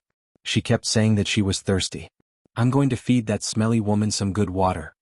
The warrior said as he untied the belt of his warrior uniform. But before he could take a step forward, a figure suddenly appeared in front of him like a ghost. As soon as he reacted, his mind went into a daze. Ruoyan had thrown a handful of bewitching powder at him, and the warrior behind him had already fallen asleep under the effects of the powder. "Go to one side and drink all of your own good water," Ruoyan ordered the dumbstruck warrior. "Yes, master." The warrior replied mechanically, then walked to the side according to Ruoyan's orders, unbuttoned his pants and began to drink by himself. Ruoyan was about to use her scarlet eye to decapitate the 2 warriors, but she was stopped by Liemo. Ruoyan's sword rose to the top of the city walls, and she looked at the familiar faces one by one. Although they were beyond recognition and had no signs of life, Ruoyan could still call out their names one by one. The one who could sing was Sister Linghua, Sister Qing Luo could play the zither, and Sister Yaohua could play the flute. Xiao Ruoyan finally saw Sister Qing Qing. Qing Qing was so thin that only her bones were left, and she still seemed to have her usual playful smile on her face. "Sister Qing Qing." Yun Ruoyan finally couldn't hold back her tears any longer. Little white rabbit, you're finally here. Suddenly, Ching Ching opened her mouth. Sister Ching Ching, it's great that you're still alive. Yun Ruoyan cried tears of joy as she hurriedly untied Ching Ching from the top of the city walls. She was about to take her away when Ching Ching stopped her. Ching Ching told Yun Ruoyan to put her down, saying that she had something very important to tell her. Yun Ruoyan had no choice but to carry Ching Ching to the top of the city walls. Yun Ruoyan held Ching Ching in her arms as Liemo took off his black cloak and covered Ching Ching's naked body. Sister Ching Ching, what's so important about this? Can we talk about it when we get back? Ching Ching shook her head weakly. It's too late. I've been hanging on to my last breath, hoping to see you again. The heavens have eyes and you finally arrived. Sister Ching Ching, what do you have to tell me? Yun Ruoyan realized that the matter Ching Ching was talking about had to be extremely important. Ching Ching's breathing suddenly quickened, and Liemo hurriedly squatted down and infused her with some spiritual energy. Only then did Ching Ching calm down a little. Hurry and save Auntie Hong and Ah Fei. With her last breath, Ching Ching told Yun Ruoyan the location of the dungeon where Auntie Hong and Ah Fei were locked up. Liemo immediately knew where they were. I know where you're talking about. We'll definitely save Auntie Hong. Only then did Ching Ching smile as if relieved of a burden. Little bunny. Ah, Sister Ching Ching, I'm here. Yun Ruoyan tightly hugged Ching Ching's bony body. I'm thirsty and I want a drink. All right, Yun Ruoyan nodded. Liemo took out a flask of wine, opened the lid, and handed it to Yun Ruoyan. Yun Ruoyan fed Ching Ching mouthful by mouthful, but Ching Ching had already lost the ability to swallow, and the wine flowed out of her mouth. Sister Ching Ching. Yun Ruoyan couldn't hold back her tears any longer. Little bunny, don't cry, this is good wine, fragrant and spicy, Ching Ching said. It tastes just like the wine my mother brewed for my father when I was young. Don't be sad, bunny, I can finally see my mother and father again. Little Ching finally breathed its last breath in Yun Ruoyan's arms. At the same time, the sky was beginning to brighten. The two of them could only go to the governor's manor the next night. This time, not only did they have to rescue Feng Mian, but they also had to rescue Auntie Hong and Ah Fei. Yun Ruoyan personally hung Ching Ching from the city gates once more. Sister Ching Ching, Sister Ching Luo, Sister Linghua, Sister Dan Hua. Yun Ruoyan walked past her 15 sisters one by one, her tone resolute. I'll definitely avenge all of you and let you rest in peace. Wait for me. By the time the sun had risen, Yun Ruoyan and Liemo had already returned to the inn. The two warriors who had been keeping watch woke up, completely unaware of when they had fallen asleep last night. Pa. The warrior who had drunk his best wine spat on the ground, then turned to the other warrior. Was that yellow wine you drank last night? Was that yellow dog piss? Why does my mouth smell like piss after just a few sips? You're the one who drank yellow dog piss. That's top-grade yellow wine and it cost me 2 spirit stones. Why don't you have another sip? No, stay away from me. The two warriors went down the city gates, one after another, leaving behind only the 15 souls waiting for Yun Ruoyan to avenge them. Night fell quickly, and Yun Ruoyan and Liemo managed to sneak into the governor's manor. It was as heavily guarded as ever, if not more so than it had always been. But to Yun Ruoyan and Liemo, these were mere decorations. The two of them first went to the dungeon that Ching Ching had mentioned, successfully bewitching the guards within, and then unlocking the door with a key. When Yun Ruoyan saw that Hoodlum and Auntie Hong were both unharmed, the weight in her heart finally fell to the ground. Before they set off, Feng Yicheng had specifically sought out Yun Ruoyan, hoping that she could rescue Auntie Hong if possible. Although Feng Yicheng's words were tactful, it was clear from his gaze that he had high hopes for Yun Ruoyan, and Liemo. Yun Ruoyan could also see that he was deeply in love with Auntie Hong. Thank the heavens, Auntie Hong, Hoodlum, you're both fine. How did you find this place? Both Auntie Hong and Hoodlum asked at the same time. Yun Ruoyan's expression was sorrowful. Sister Ching Ching told me. Ching Ching, where is she? Did you save her? And the other sisters, where are they now? Auntie Hong asked agitatedly. They're all gone, Yun Ruoyan replied bitterly. It was Lei Badian who killed them. I won't let him get away with it. When Auntie Hong heard these words, her entire body went limp, and her eyes lost their luster. Auntie Hong, will take you out of here right now. Yun Ruoyan tried to pull her up, but found that she wouldn't cooperate at all. I'm not going out, Auntie Hong muttered. I want to stay with my sisters. What nonsense are you spouting? Yun Ruoyan was so anxious that her eyes were red. Sister Ching Ching left her last breath so that I could save you, but you're not coming with me? Ruoyan, listen to me, Auntie Hong said. I'm still useful and they won't do anything to me. I can't let my sisters die in vain, and I have to expose the Lei family's crimes to the world, so I have to stay here. Ruoyan, take Hoodlum with you. Miss, if you're not going, I'm not going either, Hoodlum muttered, her silent tears streaming down her face. Hoodlum, listen to me. I have a mission for you, Auntie Hong said. Auntie Hong said, only you and I and the entire dance troupe know the origins of all the sisters, their original names and their ancestral tombs. I want you to wait until the Pai clan is annihilated in the future and bury all the sisters' bones in their respective ancestral tombs. This was their wish when they were alive. However, there are many of them whose ancestral graves have not been preserved. You can bury them with me so that they can accompany me. Chapter 421. Miss, I beg of you, please come with us. Hoodlum knelt in front of Auntie Hong and begged her. Hoodlum. Auntie Hong gently stroked Hoodlum's hair.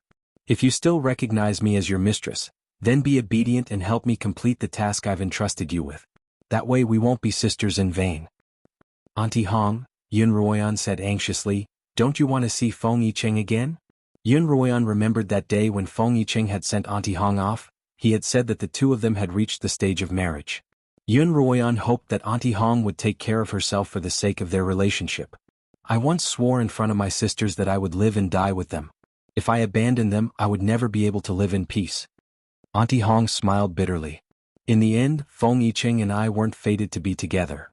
All right, since you've already made up your mind, we won't force you.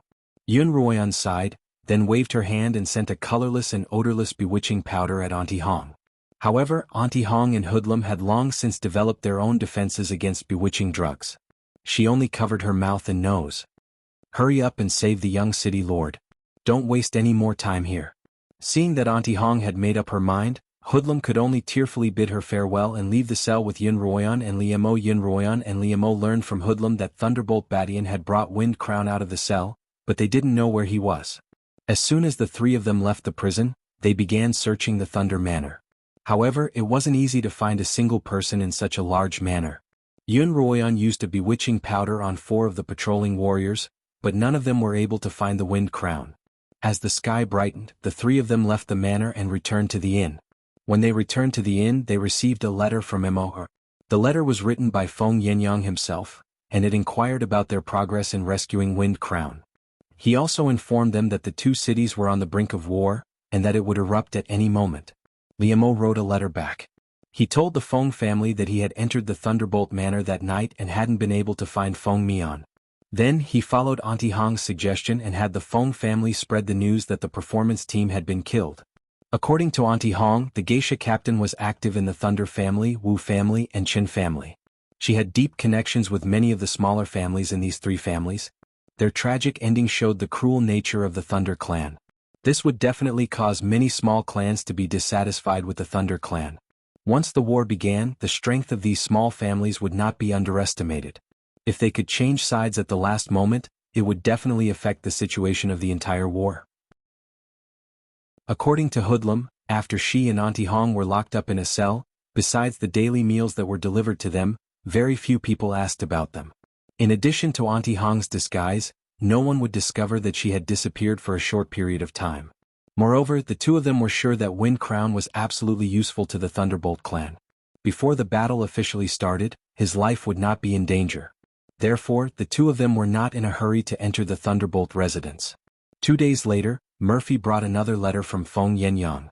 Feng Yenyang's letter stated that he had already spread the news of the geisha captain's tragic death, and that many of the smaller families had contacted the Fengs in private, expressing their willingness to change sides during the war. In addition, Feng Yenyang decided that, regardless of whether Yun Ruoyan and Liemo were able to rescue Wind Crown, he would launch an attack on the Thunderbolt family in 5 days. News of the battle between the Thunderbolt and Feng families had also spread, and news of the Lai family's alliance with the Fengs had also been made public. With the Lai family's addition, the Feng family's strength increased exponentially. Some of the citizens of Thunderbolt who had been confident in Thunderbolt's victory began to worry, but most of them were still very confident. In the evening, Yun Ruoyan and Liemo hid in a tea house near the city lord's manor, waiting for nightfall before entering the manor again to search for Wind Crown. So what if the Lai and Feng families form an alliance? The Thunderbolt is the dominant family for a long time, and they're definitely not a force that the Feng can contend with. Last year, the Thunderbolt took over 5 of the Feng's smaller cities. That's hard to say. These past few years, the Feng family's momentum has been too strong, and now that they've gained the support of the Lai family, their strength can't be underestimated. Otherwise, why would our city lord kidnap the young lord of the Feng family and use him as a hostage? He must be feeling guilty and afraid of losing on the battlefield. I've heard of this as well. The head of the Feng family is furious, saying that he wants justice from the Thunderbolt family. That's why he's ignoring the truce agreement and gathering a large number of warriors at the border of the city, ready to attack Thunderbolt at any moment. Just as the two of them were listening to the chatter of the people in the tea house, a carriage stopped in front of the tea house. Limeau's brows furrowed. He leaned close to Xuanhuan and said, "There's a familiar aura in the carriage. Let's retreat." Then he pulled Xuanhuan into the rear hall. The carriage stopped at the entrance of the tea house and 3 people alighted, 2 men and 1 woman. The man in the lead was a well-known figure in Thunderbolt City, the young lord of Thunderbolt City, Pai Badian. As soon as Pai Badian and his entourage entered the tea house, they immediately attracted everyone's attention. The noisy hall instantly turned silent. Behind Pai Badian was a young man dressed in an embroidered robe, and by his side was a veiled woman. The tea house proprietor received a servant's report and hurried out of the rear hall to greet Pai Badian. "Welcome, young lord. My humble tea house is truly grand. I like a top-notch booth. I'm here to entertain a friend." Before the proprietor could finish his fawning, Pai Badian had gone straight to the 2nd floor of the tea house, and the proprietor hurried to serve him. Xuanhuan and Limeau were able to see everything that had transpired from a corner of the back hall. The youth behind Thunderbolt Badian was none other than the young lord of the Feng family, Feng Yenyang, whom the two of them had searched so hard for. As for the veiled woman by Feng Yenyang's side, Xuanhuan would be able to recognize her as Rong Yueshan even if she were reduced to ashes. When the two of them saw that the wind crown was unscathed, they relaxed a little. At the same time, however, they were puzzled. Why would Pai Badian bring the wind crown around Thunderbolt City, and even to a place as chaotic as this tea house? Was there some sort of conspiracy behind all this? Why have the two of you come to the rear hall? The front hall is where guests are entertained, and the rear hall is off-limits to unauthorized visitors. Please proceed to the front hall. The tea house proprietor came out of the booth after greeting Pai Badian. When he went downstairs and entered the rear hall, he saw Xuanhuan and Limeau hiding there. "Boss, my wife isn't feeling well and she's looking for a restroom." "I don't know where to find one," Limeau replied. The tea house proprietor had a waiter bring the two of them to the restroom in the rear hall. "My wife isn't feeling well and she'd like to find a quiet room to rest in. Would you be so kind as to accommodate her?" Limeau took out a handful of spirit crystals and handed them to the waiter. The waiter hesitated for a moment, but in the end, he didn't succumb to the temptation. He took the spirit crystals from Limeau's hands and led the two of them upstairs. There were only 2 booths upstairs and one of them was for Pai Badian's trio. Xuanhuan and Limeau were led into the other booth by the waiter. The waiter reminded the two of them not to disturb the other guests before leaving. The 2 booths were only separated by a single wall. Xuanhuan and Limeau infused their ears with spiritual energy to eavesdrop on the conversation in the other booth. "I've invited Brother Feng to Thunderbolt City for quite a few days now, but I haven't had the time to entertain you. Did you enjoy your stroll today?" Pai Badian's voice rang out from the other booth. "Young Lord Pai, you're too polite," the Wind Crown replied coldly. "Compared to the prison, the outside world is naturally much better." "Indeed, I had no choice but to lock you up in the prison, Brother Feng." Thunderbolt Badian smiled. "If you agree to persuade your father to kidnap Xuanhuan and Limeau, there's still room for discussion." "I've already said that with my father's personality that's impossible," the Wind Crown continued. Wind Crown continued, "Plus, I'm not someone who's afraid of death. You don't have to beat around the bush and do these useless things." The sound of a wine glass shattering could be heard from the next booth, followed by Pai Badian's angry voice. "Wind Crown, don't be so ungrateful. I released you from the prison to give you a chance. This is your only chance. If you don't grasp it, I will tie you up and bring you to the border city tomorrow. I will hang you on the city gate tower. I want to see if Feng Yenyang will step over your dead body to attack the city." Feng Mian was infuriated. After a moment of silence, the Wind Crown's voice rang out once more. "Ah, don't even think about scaring me. The Feng family isn't easily frightened. Is that so? Pai Baishan's sinister voice rang out. Brother Feng, it looks like you're going to do this the hard way. As soon as he finished speaking, Yun Ruoyan and Liemo heard the sounds of fighting from the next booth, followed by Wind Crown's screams. Yun Ruoyan and Liemo frowned at the same time. They glanced at each other, but neither of them made a move. The situation was so sudden that, in order to prevent any trickery, neither Yun Ruoyan nor Liemo dared to act rashly. Instead, they chose to wait and see. The sounds of fighting continued from the next booth, and it was clear that Wind Crown was no match for Pai Badian. On the other hand, Pai Badian had clearly dealt a heavy blow, and Wind Crown's screams of pain rang out incessantly. But no matter how much Pai Badian threatened or tempted him, Wind Crown didn't change his stance. This was something that both Yun Ruoyan and Liemo admired. Although the two of them weren't very familiar with Wind Crown, they had some understanding of him and knew that he wasn't a particularly capable person. However, under Feng Yenyang's tutelage he was rather well behaved. Surprisingly, his unyielding character didn't embarrass Feng Yenyang. Young Lord, Rong Yueshan called out. At this time Rong Yueshan's voice rang out. She said to Thunderbolt Badian, young noble Feng is still useful to us.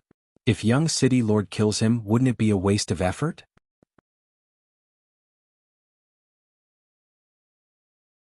The room wasn't large to begin with, and with 8 warriors surrounding Yun Ruoyan's group, as well as Thunderclap Badian and Rong Yueshan standing behind them, the entire room was packed to the brim. So it was a trap. Liemo whispered. Yun Ruoyan glanced at the surrounding warriors and whispered back, even if it was a trap, we had to act. Liemo didn't respond. Instead, he looked at Thunderbolt Badian with his long, narrow eyes. From the looks of it, you knew that we were in Thunderbolt City all along, and you set up this trap to capture us? Pai Badian sneered in a rather pleased manner and said, the two of you are top-notch in terms of concealment and speed of escape. You're so familiar with Thunderbolt City and Thunderbolt Manor, but it's as if you've entered an uninhabited land. So, this young master really doesn't know when you two will come, but I know that you two will definitely come. Even without the Wind Crown, based on your personalities, you two will still come for the sake of those girls from the artistic team. That's why you hung the girls from the troupe on the city walls. You did it to lure us here. Yun Ruoyan demanded. That's right. Thunderbolt Badian didn't deny his motives at all. I knew that you'd go up to the city walls and find out the whereabouts of their leader from that slut. As a result, I've had my men keep an eye on Auntie Hong every day, and I finally found out that you'd rescued Auntie Hong's servant, Ah Fei, from the prison. Coupled with the fact that a battle is about to break out, you'd definitely be anxious to enter the Thunderbolt Manor to capture the Wind Coronet. However, I wasn't confident that I'd be able to capture you there. That's why you came up with the idea of using young Master Feng as bait to capture us, Liemo added. That's right. The entire tea house is filled with warriors of the Thunderbolt Manor, and I'd like to see how you'll escape with the Wind Coronet. Thunderbolt Baishan's face was filled with glee. If not for the Wind Coronet, it wouldn't have been impossible for the two of them to break out of the encirclement. However, the Wind Coronet's legs were severely injured, and it was difficult for him to even stand up. Yun Ruoyan wished that she could store him in her silver bracelet like Xiaoqiu did. As this thought flashed through her mind, Xiaoqiu's voice rang out in her mind. Mistress, you still have something you haven't used yet. It'll come in handy this time. Yun Ruoyan scanned the bracelet with her spiritual sense and saw the item that Xiaoqiu was talking about. A faint smile appeared on her face. Then Yun Ruoyan had Xiaoqiu relay this news to Liemo. When Liemo heard Xiaoqiu's voice, he turned to look at Yun Ruoyan, who nodded back at him. Don't worry about me. Just then the heavily injured Wind Coronet, who was lying behind Yun Ruoyan and Liemo, spoke up. You two escape on your own.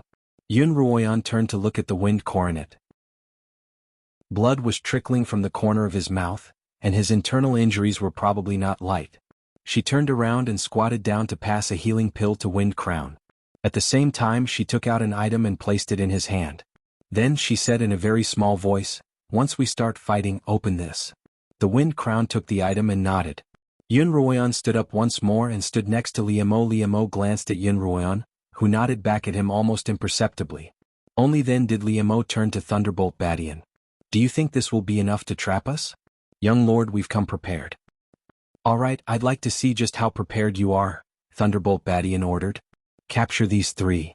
Following Thunderbolt Baishan's command, the 7 or 8 warriors each took out their weapons and charged at the 2. Young lord, do it. Yun Ruoyan called out to the Wind Coronet behind her as she took out Chi Tong. Thunderbolt Badian paused for a moment, then unfurled the scroll in his hand. As soon as it was unfurled, the scroll emitted a white light that enveloped him. In the blink of an eye, Thunderbolt Badian, the white light and the scroll disappeared. A spatial scroll. Thunderbolt Badian exclaimed. He hadn't expected Li Mo and Yun Ruoyan to have such a trick up their sleeves. My apologies, but when I came here from the Xuanhuan continent, I still had this treasure with me and I never had the chance to use it, Yun Ruoyan replied slowly. It just so happens that it's coming in handy today. This spatial scroll had been refined by the first elder on the Xuanhuan continent, and it had been kept in Yun Ruoyan's pocket dimension all this time. If not for Qiuqiu's reminder, Yun Ruoyan would have forgotten about it. Since there's nothing to worry about, my wife and I won't be playing with you anymore, young lord. As Li Mo spoke, he swept the azure light sword in his hand in all directions, and the powerful sword chi instantly forced all the surrounding warriors to retreat. The doors and windows of the private room were also sent flying by the sword chi. The wooden walls were shattered and the roof collapsed. Li Mo held Yun Ruoyan's hand as they stepped onto the sword and soared into the clouds. Capture them for me. Thunderclap knocked aside a large piece of wood that had fallen from the roof with his bare hands and pointed at Yun Ruoyan and Li Mo in midair. As soon as Yun Ruoyan turned around, she saw that the hand that Thunderbolt Badian had pointed at them was wearing an ancient-looking ring. It was Lin Qingxin's spatial ring, but with the current circumstances, it would be nearly impossible to retrieve it. Yun Ruoyan gritted her teeth and turned her attention away from the ring. 7 or 8 warriors charged toward Li Mo and Yun Ruoyan on their swords, while Yun Ruoyan continued to use her spiritual techniques to repel them. However, their speed couldn't keep up with Li Mo's sword in the first place, and with Yun Ruoyan's interference, the two of them managed to shake them off in less than 2 hours. After shaking off the warriors, the two of them didn't leave immediately. Instead, they circled around the city once more before sneaking into the city. Li Mo had released Mo, who had been hiding in his sleeves when no one was paying attention. By the time the two of them entered Thunderbolt, the sky had already darkened, and the city had entered a curfew. Under Emor's lead, the two of them easily evaded the city's patrols and arrived at a small alley not far from the tea house that they had just entered. This small alley was a gathering place for some beggars. At night there were beggars sleeping everywhere. "Young master, we're here to pick you up," Yun Ruoyan called out as soon as she landed. "I'm here." Yun Ruoyan and Li Mo immediately walked toward the source of the call. Feng Mian struggled to stand up from the crowd of beggars, but his leg was injured and he was unable to do so. Li Mo reached out and helped him up. Yun Ruoyan looked at Feng Mian from head to toe. He was dressed in beggar's clothes and he looked extremely disheveled. "In the evening, a warrior came to investigate and I swapped clothes with a beggar," Feng Mian began. Wind Crown said, "It's all thanks to Miss Yun's spatial scroll this time. Otherwise, it would have been very difficult for me to escape. I've only heard my father mention this scroll before, but I didn't expect to see it on the two of you. Young master, there's no need to be so polite. This is only a low-rank spatial scroll, and it can only teleport you 100 meters away. We didn't expect it to be so useful this time either," Yun Ruoyan began. "We'll take you away from Thunderbolt City now. Because the teleportation distance was too short, this spatial scroll had never been put to use, but this time, it had proved to be a great help." Yun Ruoyan and Li Mo brought Feng Mian and Hoodlum, who had been waiting for them along the way. The three of them flew out of the eastern gate that very night, heading toward Wind City. Hoodlum flew behind them on a white sword. She turned back to look at the 15 corpses of her sisters hanging from the city walls, and her tears flowed uncontrollably. She knew that it wouldn't be long before her most beloved mistress would be hanging from the city walls, exposed to the elements and bitten by flies. "As soon as we get back, we'll send someone over to retrieve the corpses of our sisters." Yun Ruoyan walked up to Hoodlum's side, her eyes also brimming with tears as she looked at the city walls behind them. She sighed. "But Auntie Hong, I understand Miss Yun." Hoodlum wiped away the tears on her face. To have her abandon her sisters and escape on her own is even more unbearable than killing her. "That's right," Yun Ruoyan replied. "I rarely admire anyone, but Auntie Hong is an extraordinary woman that I can't help but admire. It's a pity that she and Feng Mian had to go together." Chapter 423. After a full day and night of flight, the three of them finally arrived at Sun City, a city on the outskirts of Wind City. Wind Crown was currently discussing the upcoming battle with Feng Yicheng and Feng Bo in the camp's main tent. Suddenly, a warrior came to report that 4 people were flying towards them from the direction of Thunderbolt City. It must be Li Mo and Yun Ruoyan who rescued the young city lord. Feng Yicheng exclaimed. Feng Yinyang and Feng Bo also stood up from their seats and walked out of the tent, looking up at the 4 approaching figures. Great, we're finally back. When Feng Yinyang saw them clearly, he finally said excitedly. The 4 of them landed in front of the tent, and Feng Yinyang and the other 2 hurried over. Mian, Feng Yinyang called out. Father. Feng Mian called out to his father with tears in his eyes. He had finally returned to his father's side, and his heart was filled with mixed emotions. Feng Mian had expected that Feng Yinyang would greet him warmly upon seeing him, but he didn't expect that Feng Yinyang would suddenly stop in front of him. His concerned expression also disappeared, replaced by a stern expression. Then, before Feng Mian could react, Feng Yinyang suddenly raised his hand and gave Feng Mian a slap. Feng Mian's leg was already injured, and this slap almost caused him to lose his balance. Fortunately, Feng Yicheng reached out to support him, and Feng Mian didn't fall to the ground. Father. Feng Mian clutched his face in disbelief. Why did you hit me? You unfilial son. Feng Yinyang pointed at Feng Mian's nose angrily. You don't even know why I hit you? What did I teach you in the past? I told you to cultivate your character and stay away from gambling and brothels, but what did you do? Not only did you break the rules of the army, you even fell into the enemy's trap. Do you think you deserve to be hit? Feng Mian clutched his face and pursed his lips. He didn't say a word, but his gaze and expression were unyielding. City Lord, the young City Lord has only just returned and he's still injured. Please don't be too harsh on him, Feng Bo interjected. Wind count. Feng Yinyang shouted angrily, I haven't punished you yet. I told you to discipline him strictly, but you always let him do as he pleases. With his current state, how can I be at ease leaving the Feng clan in his hands in the future? City Lord, it's my fault. Count of the Wind bowed and said, I didn't fulfill my duty as a teacher. If you want to punish someone, punish me. Feng Yinyang looked at the unconvinced Feng Mian, then at Feng Bo and finally sighed. His tone was filled with disappointment. Forget it. This is a lesson for you. If there's a next time, I won't send anyone to save you, you unfilial son. Father, thank you for saving my life.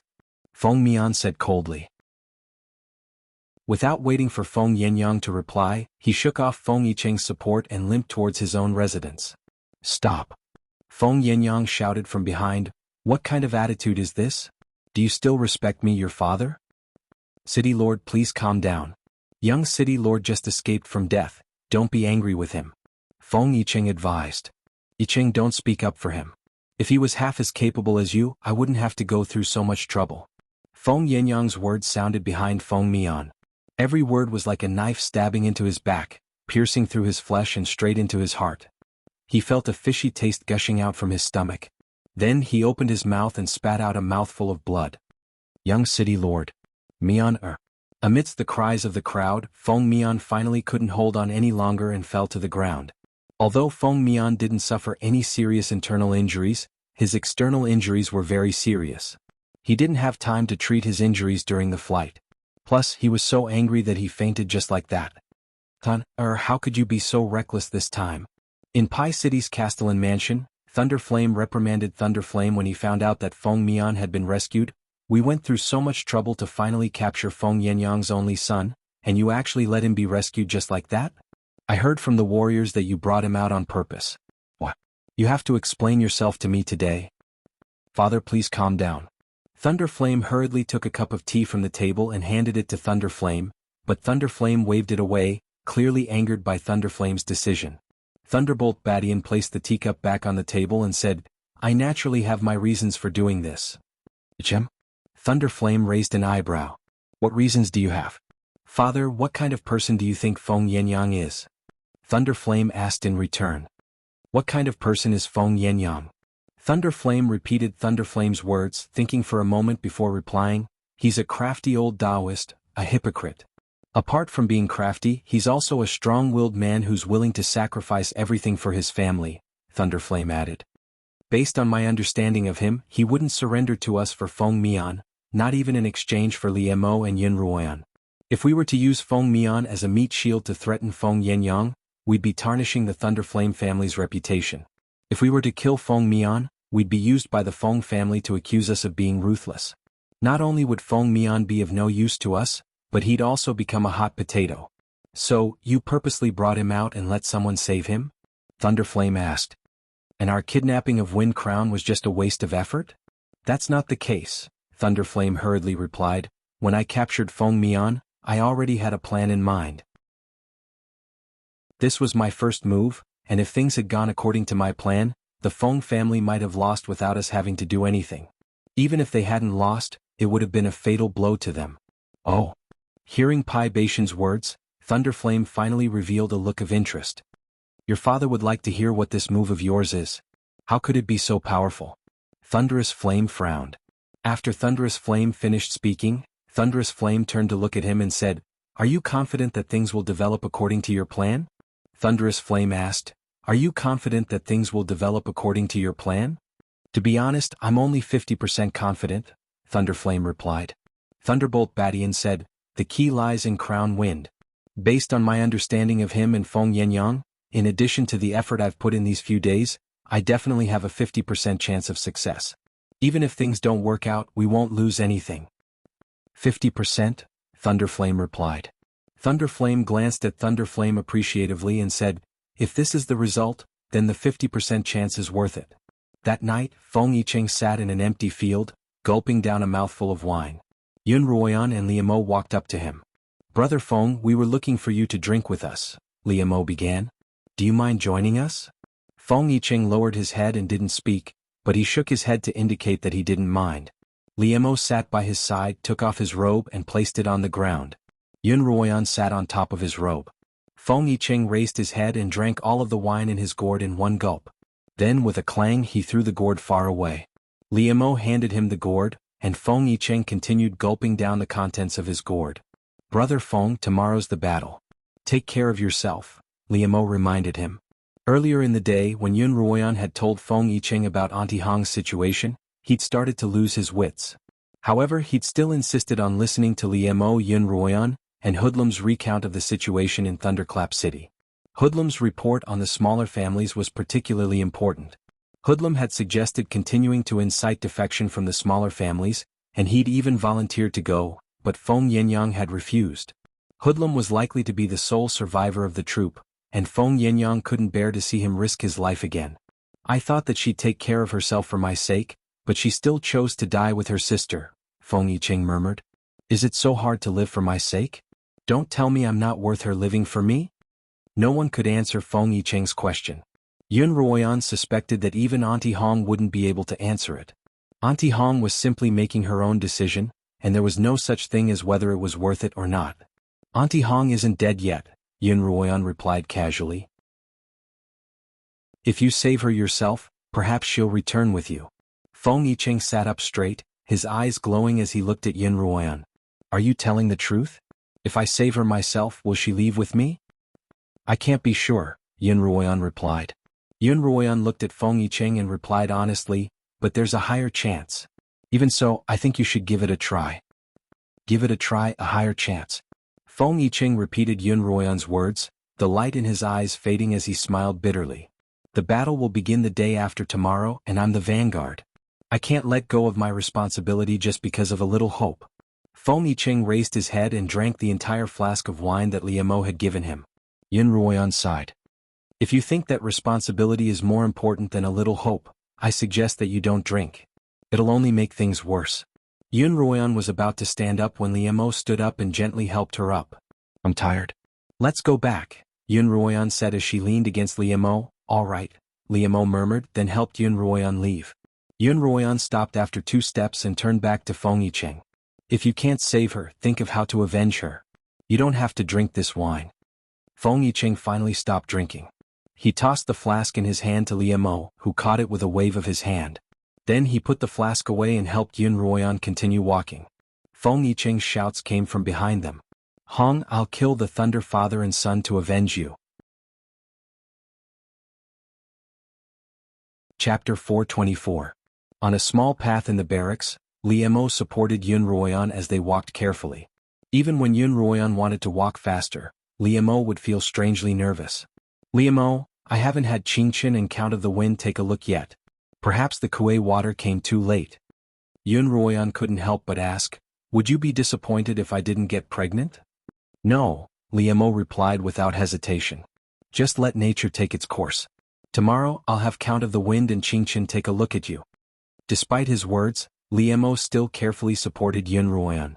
No matter what happens in the future, no matter who you're doing it for, you have to take care of yourself. Staying alive is the most important thing." "Yes," Xuanhuan replied. Xuanhuan replied casually, "No matter when, no matter the reason, we'll always put each other first." "Good." Liemo's lips curled up slightly, and he clasped his hands tightly together. In a dark corner, Xuanfeng watched Xuanhuan and Liemo's receding figures with a complicated expression. These past few days, Xuanfeng had been worried about Xuanhuan and Liemo in Thunderbolt City. Now that she had finally returned safely, he didn't even have the courage to appear in front of her and speak to her. Xuanfeng hated himself for doing such a thing to Xuanhuan that night. He knew that in Xuanhuan's heart, he must have been a terrible person, and she would never want to see him again. "You really can't be taught." That sinister voice appeared in Xuanfeng's mind once more. "I've already helped you take the first step, but you still don't dare to take the second." This voice transformed all of Xuanfeng's helplessness and bitterness into anger. He gripped tightly onto a vine beside him, so tightly that he didn't even notice the thorns on the vine stabbing into his hand. Fresh blood dripped from his palm onto the moist soil. "If it weren't for me, you probably wouldn't even be able to hold the hand of the woman you love in your life. But because of my help, you've already tasted her." The demon spirit once again used that bewitching voice to say, "Hee, isn't it very sweet? Xuanfeng, don't you want more now? As long as you follow my wishes, I can guarantee you a complete Xuanhuan. What do you think? Dream on." Xuanfeng clenched his teeth and sneered, "If there comes a day when I can't control you, I'll definitely take you to hell with me when that day comes. Aren't you looking forward to that day?" "Ah. You." The demon spirit was choked by Xuanfeng and helplessly said, "Forget it, one day you will understand how wonderful it is to follow your own desires. That day will never come." Xuanfeng resolutely said, "Even if I die, I will never hurt the people I love." The next day, Liemo summoned Lin Qingqian and Count of the Wind to his and Xuanhuan's lodgings. Lin Qingqian first took Xuanhuan's pulse, and when she placed her finger on Lin Qingqian's wrist, her face lit up with joy. "Sister Ruoyan, you're pregnant." Xuanhuan looked at Lin Qingqian, her picturesque eyes filled with both joy and nervousness. "Qingqian, are you sure?" "Of course," Lin Qingqian replied. "When I was learning how to take pulses from an old physician at the physician's residence, the first thing I learned was to take the pulse of pregnancy. There's no way I'm wrong. Sister Ruoyan, you're pregnant. Ruoyan, from now on you're not allowed to fly on a sword by yourself." Liemo finally spoke up. Although both of them had been mentally prepared, they still couldn't help but feel excited and nervous. Especially Liemo, a man who wouldn't frown even if the sky were to collapse, was as nervous as a child in the face of something like this. Xuanhuan and Lin Qingqian couldn't help but laugh when they saw Liemo's expression. "It looks like I'm no longer needed here, huh?" Count of the Wind laughed as well. "That's right," Lin Qingqian joked. Lin Qingqian joked, "Sister, brother-in-law, you're too nervous. I could have done it myself, but we still had to trouble you. Yenner has been traveling back and forth with me these past few days. Please take a good look at her and see if she needs any nourishment," Liemo said seriously. Lin Qingqian stepped aside and allowed Count of the Wind to take Xuanhuan's pulse. "It's nothing serious." As he took Xuanhuan's pulse, Count of the Wind continued, "Miss Yun, no, I shouldn't call you madam. You're in good health." Because Xuanhuan didn't seem like a married woman, everyone was still used to calling her Mississippi. However, now that she was about to become a mother, it would be inappropriate to continue calling her Mississippi. Count of the Wind paused, as if he had discovered something, and frowned. "What's the matter, Count of the Wind?" Count of the Wind's actions made Liemo nervous. "Are you practicing a yin-yang cultivation technique?" Count of the Wind asked. "We'll have to stop for a while." Xuanhuan and Liemo glanced at each other, instantly understanding what Count of the Wind meant by yin-yang cultivation. Xuanhuan couldn't help but blush. Liemo hurriedly nodded. Yes. Is there anything else we should pay attention to?" "Not at the moment." Count of the Wind thought for a moment. "How about this? Today I'll refine a few pills to protect your pregnancy in case you need them. Tomorrow's the big battle. As the commander-in-chief, you're bound to be busy, so let's not waste your time. Both Liemo and I know how to refine pills. If you give us the recipe, we can refine the pills ourselves." Yes, we can refine them ourselves, Liamo agreed. That's fine too. Count Feng said, I will write down the formula for you. You can refine the medicine according to the formula. You can carry the medicine with you just in case. The Count of Feng walked over to his desk and wrote down the recipe and concoction method, handing it to Liamo. There's no need for the two of you to participate in the battle tomorrow, Count of the Wind said. The battle is yet to come. Just then Feng Yicheng suddenly ran into the room in a panic. As he ran he shouted, Count of the Wind, where's Count of the Wind? Come and save me. Everyone's hearts trembled when they saw Feng Yicheng's expression. What could have caused him to lose his composure like this? Yicheng, what happened? Count of the Wind hurriedly walked up to him and asked. Everyone's gaze turned to Feng Yicheng. Quick, go to the city lord. He's been assassinated. Feng Yicheng shouted. Feng Yangyang had been assassinated. Everyone was shocked when they heard this. They rushed out of the door and sword rays appeared under their feet as they flew towards Feng Yangyang's residence. City lord. As soon as Feng Bo's feet touched the ground, he yelled as he ran into the house. There was a pool of dark red blood at the door of the house, which extended all the way into the house. Count of the Wind rushed into the room and looked at the bedridden Feng Yangyang. Feng Yangyang's face was extremely pale, and his eyes were half-lidded. Clearly he had lost too much blood. Feng Yangyang's bed was surrounded by 5 or 6 secret warriors, all of whom had been sent by Count of the Wind to protect him.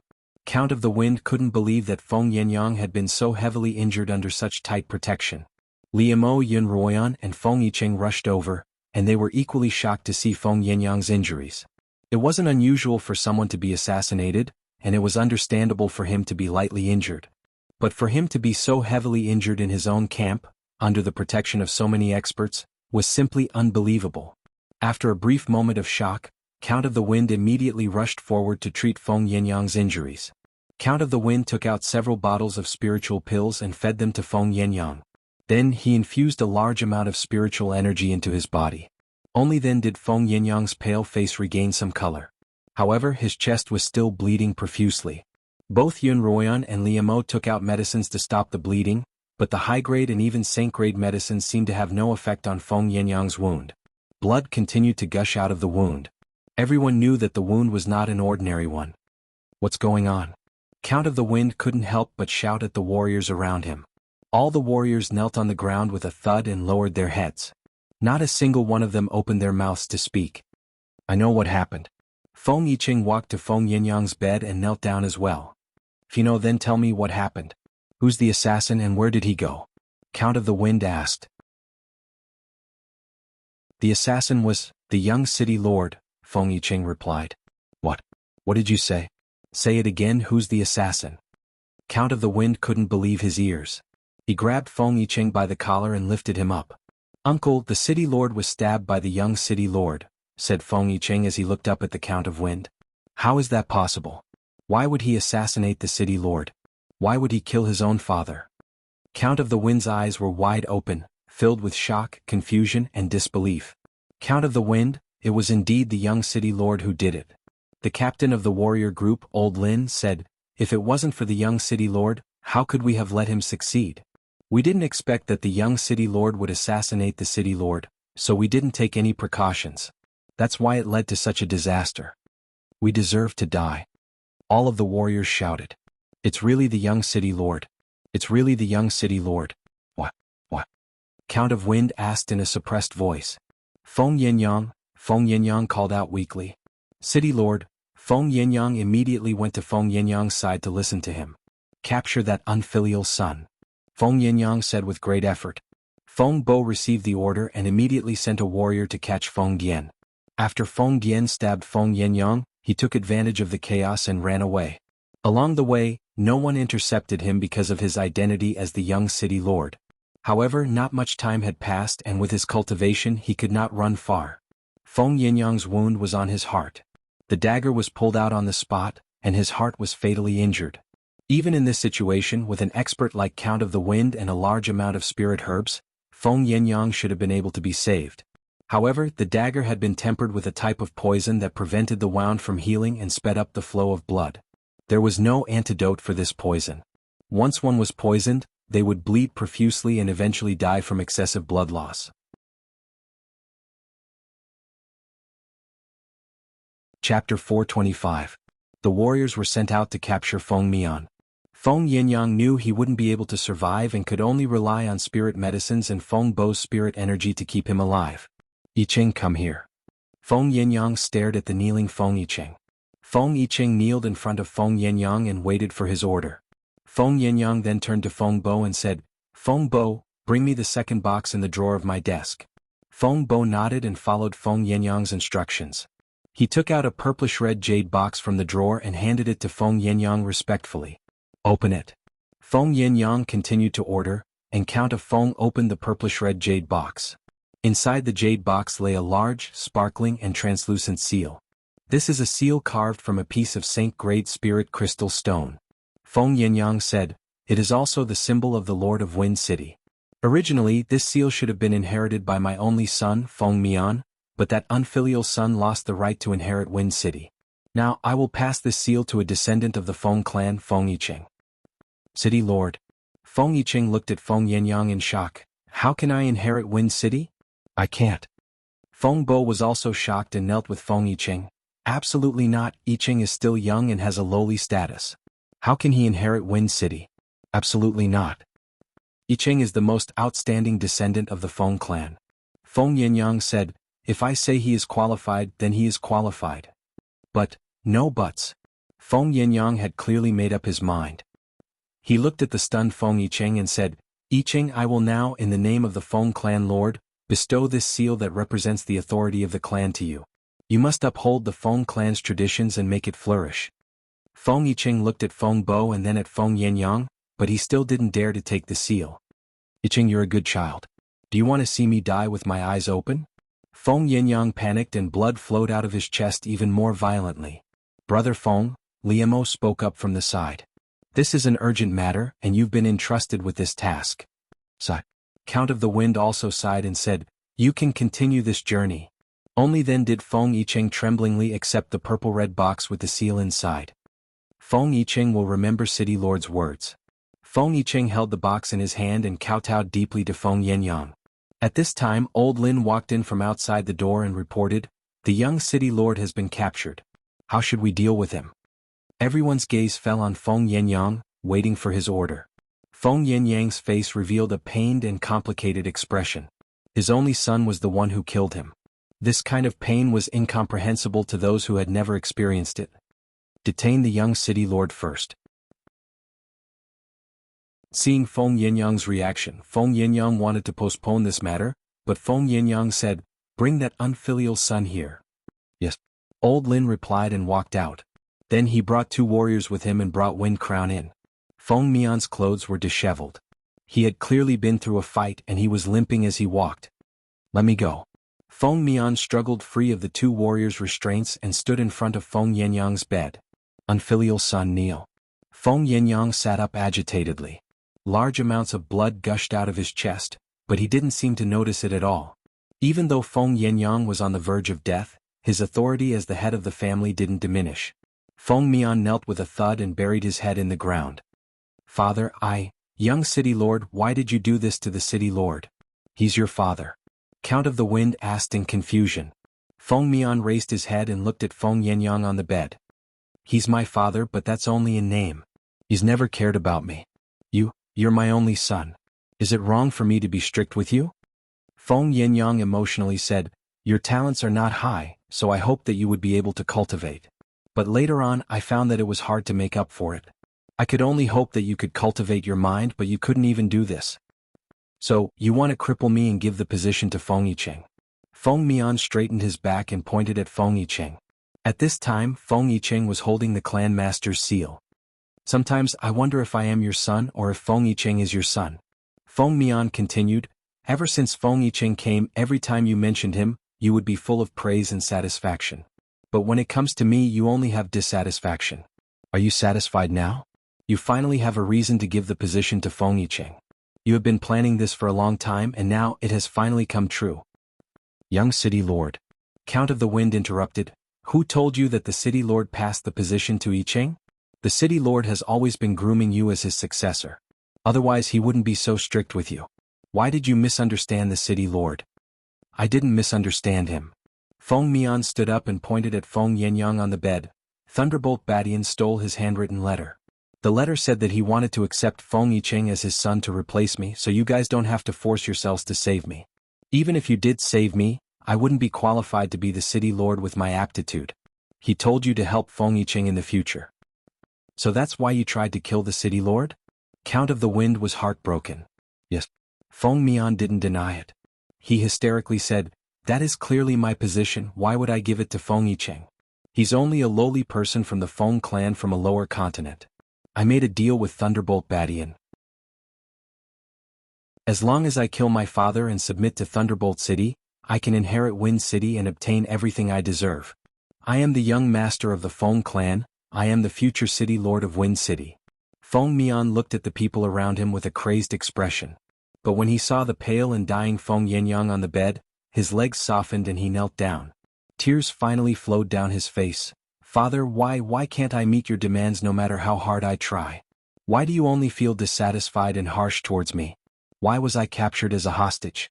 I suffered so much in prison but you didn't care at all? Why didn't you come to see me when I was seriously injured and unconscious? You didn't come to see me so I had to come to see you. But you still didn't give me a good look and told me to leave here, to stay in Wind City and not cause trouble for you. Could it be that I, your son, have always been a burden to you?" Feng Yangyang was stunned when he heard Feng Mian's words. He never thought that his strict request would hurt Feng Mian. He indeed hated iron for not becoming steel, but Feng Mian was his son. Which father in this world wouldn't love his own child? But when Feng Yangyang thought about it, he didn't seem to have a loving side to Feng Mian other than being strict. "Father, I really didn't want to do this to you. You wanted to give up on me so I couldn't control myself, father." Feng Mian once again prostrated on the ground. "You've been deceived. I didn't write that letter and I've never thought of giving up on you. Before you attacked me I still treated you as my successor." Feng Yangyang said in a low voice, "But you are indeed not the candidate for the Wind City Lord. I already knew this, but because you are my son I still wanted to pass the position to you. I really hoped that you would be able to live up to my expectations. But things have proven that I shouldn't have forced you. It's my fault. City Lord, you should take a rest. We can talk about the matter of the young lord later." Feng Bo saw that Feng Yangyang's condition wasn't good. Feng Yangyang waved his hand. He knew that he couldn't make it. If he continued to lose blood like this, he would only be able to live for another 2 hours even with spirit medicines and spirit energy. He had to make the best use of his time. "Imprison Feng Mian in the city lord's manor for the rest of his life," Feng Yangyang ordered. Feng Yangyang said, "Feng Yicheng will be the next city lord and the next Feng clan master. Everyone here will do their best to support him." "Yes, city lord." Everyone, including Yun Ruoyan and Li Mo, responded. "Before the battle between the Feng and Li families ends, no funeral will be announced. You must destroy the Li family and avenge me," Feng Yangyang continued. 2 hours after Feng Yangyang issued these orders, he was finally unable to reverse the situation due to excessive blood loss and passed away with great regret. Feng Mian was then escorted back to the Wind City Lord's manor. Feng Yicheng took over the position of city lord without any preparation, and the battle was about to begin on the second day. Feng Yangyang's funeral was kept a secret. In fact, apart from a few people present at the time, not many people from the Feng family knew that he had passed away.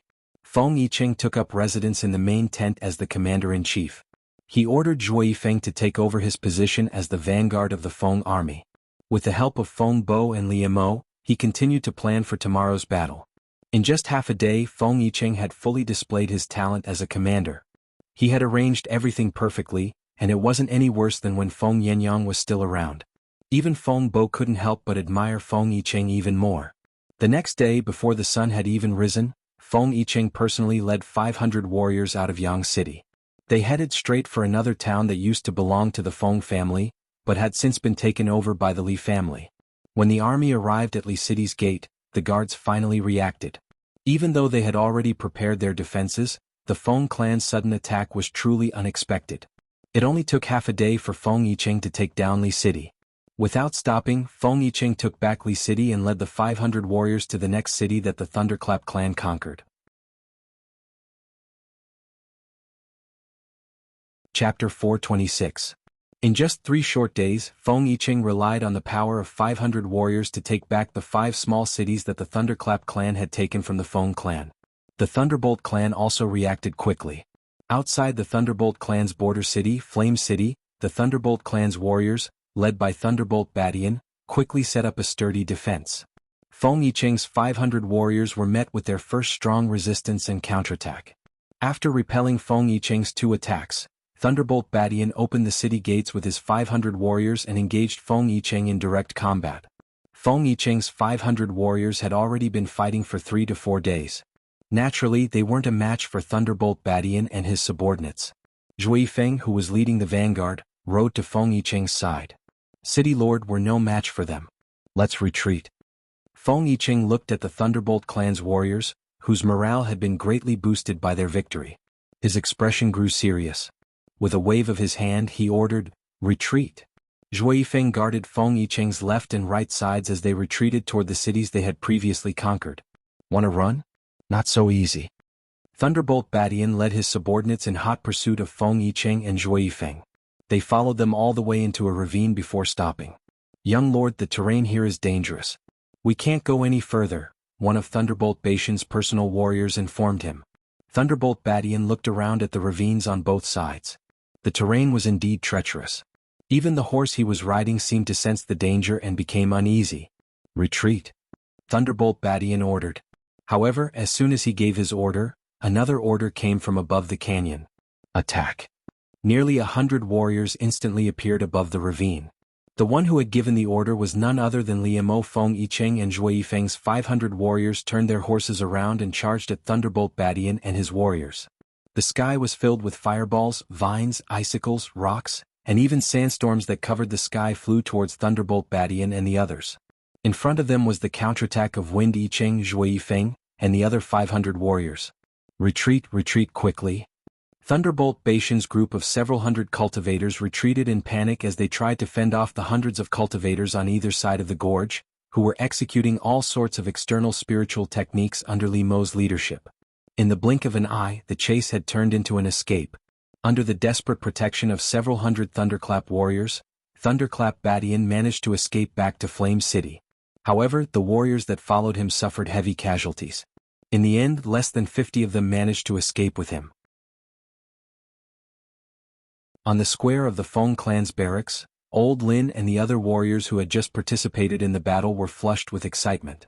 The battle just now had vented the anger that had been bottled up for more than a year. Old Lin laughed heartily as he recounted the battle to a few warriors who had not participated in it. Everyone's blood was boiling as they listened. How satisfying. Those bastards were beaten to the point that they pissed their pants in terror and fled for their lives. They were truly in a sorry state. That Pai Badian is the same. If it weren't for his subordinates risking their lives to protect him, we would have definitely taken his head. "Boss, you're too biased. Why didn't you let me participate in such an intense battle?" "I'll definitely participate next time," one of the warriors who had stayed behind complained. "Yes, me too. I want to go as well. There's no point in staying behind. We're all going to fight." The other warriors who hadn't participated in the battle chimed in. "This is only the beginning. There will be no shortage of intense battles in the future. Everyone will have a chance." Old Lin glanced at Zhui Feng, who was standing to the side with his arms crossed. Old Lin couldn't help but recall the battle in front of him. Zhui Feng's black whip was like an evil dragon from hell, so powerful that even Old Lin was alarmed. Old Lin had seen with his own eyes how Zhui Feng had whipped a peak blade master off his horse, then sent him flying with another lash. Zhui Feng was the second person Old Lin had seen, other than Fenghua, to be able to injure a peak blade master in an instant. However, Old Lin could tell that Zhui Feng's spiritual technique hadn't reached the level of a peak blade master, which puzzled him a little. "Zhui Feng." Old Lin walked up to Zhui Feng and didn't beat around the bush. "What's your level of cultivation now?" "9th rank blade master." "What?" Zhui Feng countered. "You really haven't reached the level of a peak blade master?" "No. Is there a problem?" Zhui Feng frowned. "On the battlefield, I saw you injure a peak blade master with my own eyes. How did you do it?" Zhui Feng looked at Old Lin. His gaze made Old Lin feel cold for some reason. Just as Old Lin was about to speak again, Zhui Feng suddenly laughed. "Brother Lin, don't joke around. How could I possibly defeat a peak blade master? However, I did manage to send quite a few of my peers flying. You must be seeing things." "I'm seeing things? That's impossible. Hey Zhui Feng, don't go." Brother Lin, I'd better hurry back and cultivate so that I can reach the level of a peak blade master as soon as possible. Old Lin wanted to continue asking, but Zhuo Yifeng had already left the plaza. As Zhuo Yifeng walked out of the plaza, the sinister voice in his head rang out once more. People will discover my existence sooner or later, especially Yun Ruoyan and Liemo. Zhuo Yifeng, you'd better make your plans. Do you have a way to help me break through to the level of a peak blade master? Zhuo Yifeng asked the demon spirit. If he didn't want others to suspect him of borrowing the demon spirit's power, the only way was to increase his own strength. Of course I do. The demon spirit's tone was excited. But you'll have to pay a price for making a deal with me. What price? Zhuo Yifeng asked. To deepen our fusion, the demon spirit replied. I'm not trying to take advantage of you. There's a huge bottleneck between 9th rank and peak level blade master, and in order for you to break through this bottleneck, you'll need to borrow my demonic energy. That way we'll have to deepen our bond. Deepening the degree of fusion with the demon soul was not a joke. Zhuo Yifeng could still suppress the demon soul now, but once he deepened the degree of fusion, Zhuo Yifeng knew that the demon soul would do everything possible to suppress him. Actually, you don't have to take this risk. The demon spirit clearly saw through Zhuo Yifeng's concerns. If you don't want anyone to discover your secret, the best way is to leave. Leave this place, leave everyone, and find a secluded place to cultivate. When the spatial gate opens next year, you can return to where you came from or stay here forever. Naturally, Zhuo Yifeng wouldn't leave. The war between the Feng and Thunderbolt families was imminent, and Yun Ruoyan would be caught in the whirlpool of that war. At a time like this, Zhuo Yifeng couldn't possibly leave. Alright, I agree to your price. Zhuo Yifeng no longer hesitated. You're really willing to strengthen your fusion with me? The demon spirit couldn't believe his ears. You're actually willing to make such a sacrifice for that Yun Ruoyan? Zhuo Yifeng, I really don't understand you at all. You like her, but you didn't dare confess your feelings for her.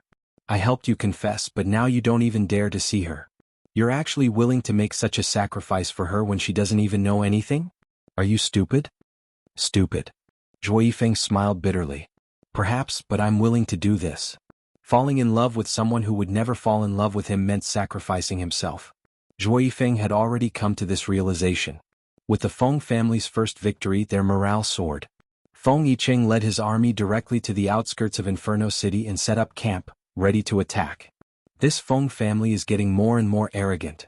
Thunderflame and Thunderbolt Badian stood side by side on top of Flame City's gate while looking at the Feng clan's camp 1 mile away from the city.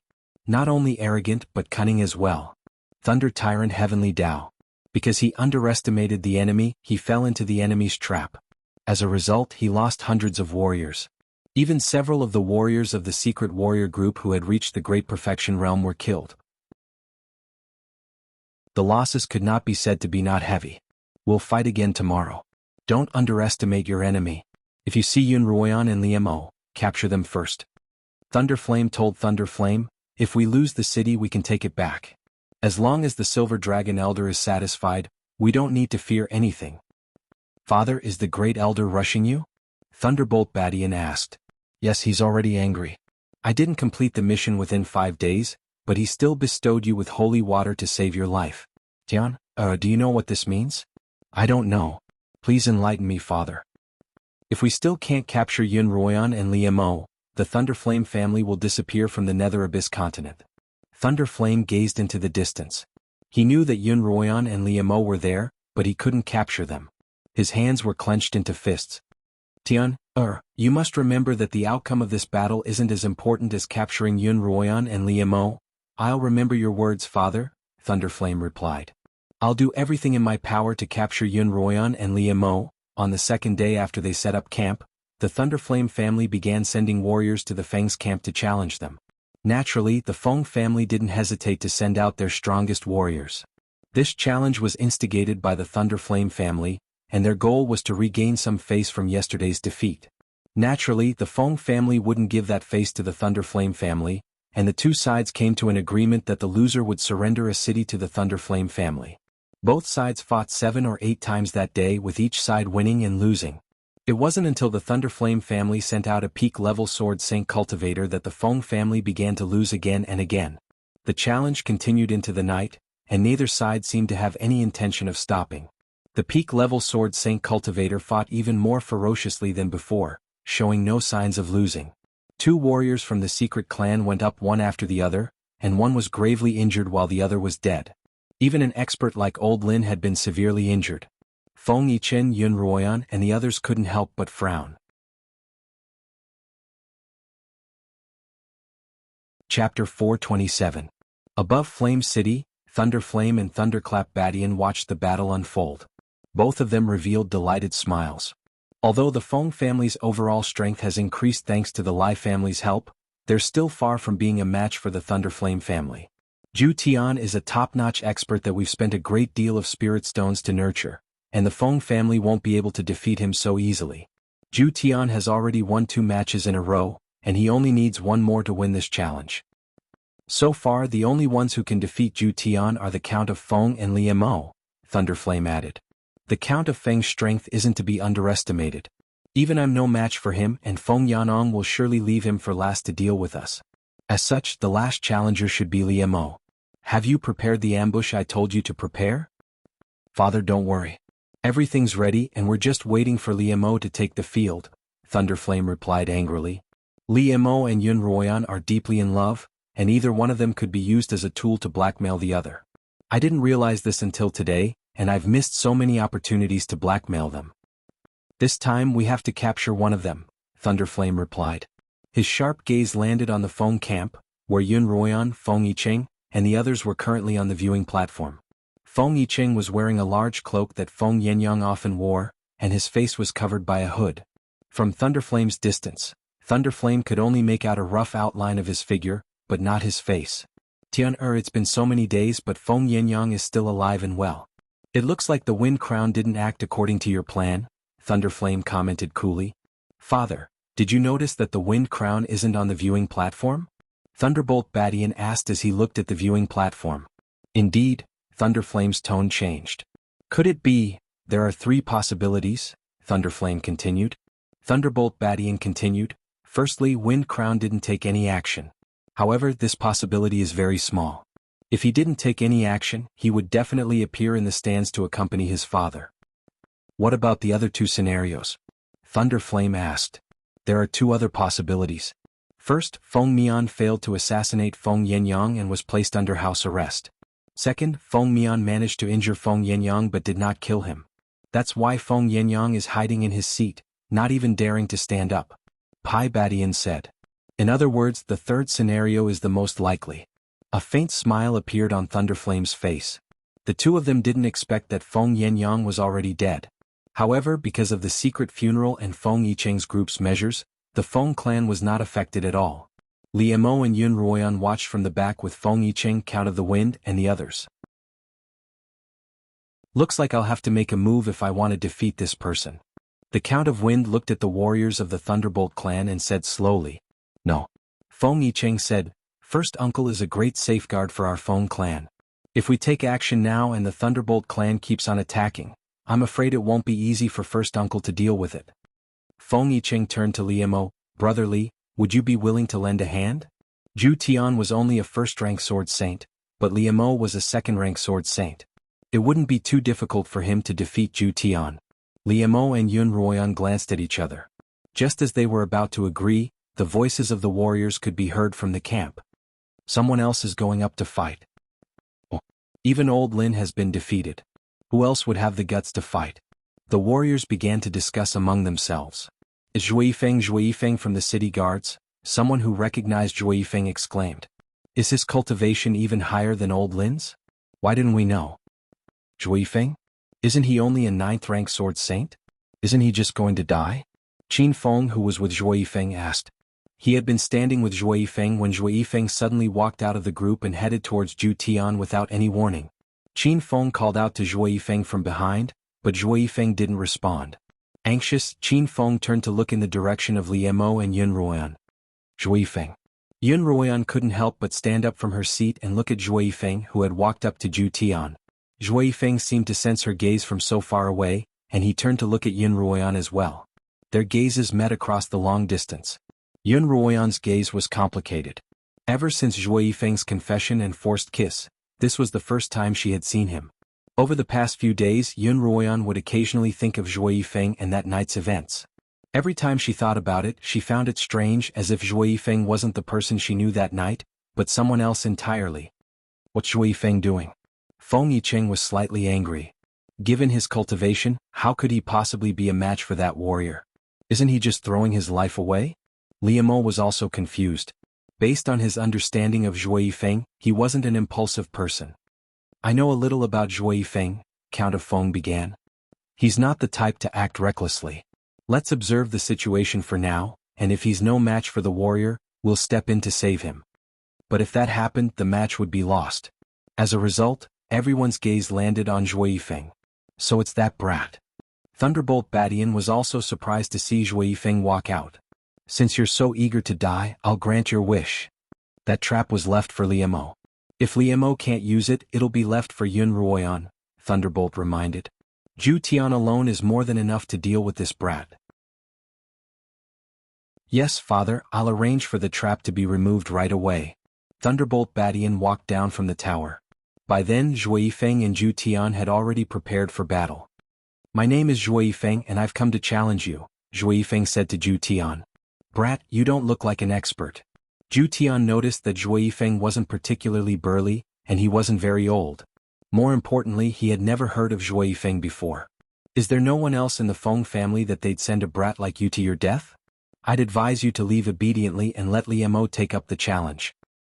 Talk after you defeat me, Zhuo Yifeng replied coldly. Zhuo Yifeng said coldly. At the same time, he took out a long black whip and lashed it at Zhu Tian without saying a word. Oh brat, you're quite impatient. Zhu Tian laughed, then grabbed Zhuo Yifeng's whip with his bare hands. Haha, today I'll teach you that you'll pay the price in blood if you stand up for me. After Zhu Tian finished speaking, a large amount of spiritual power entered the black whip in his hand.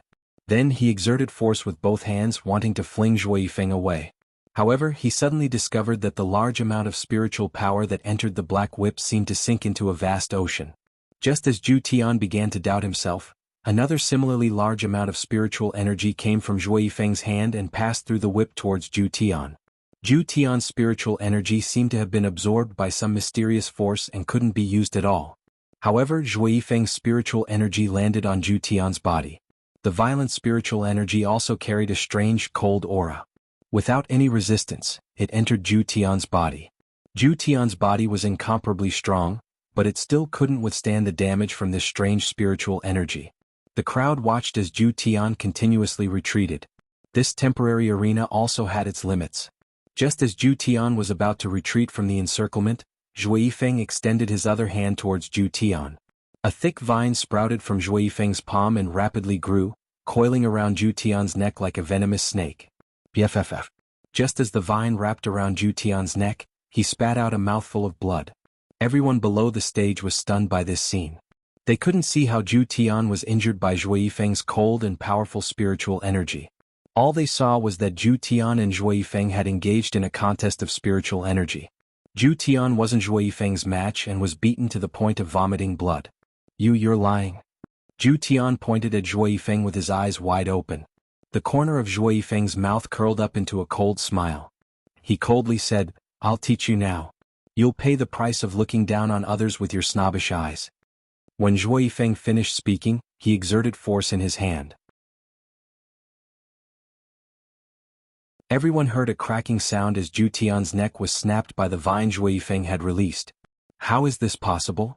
Above Flame City's city gate tower, Pai Badian couldn't believe what he was seeing. Zhuo Yifeng's cultivation has actually reached the Great Perfection realm. Not only that, but he actually killed Zhu Tian, whose cultivation was at the peak of the Great Perfection realm.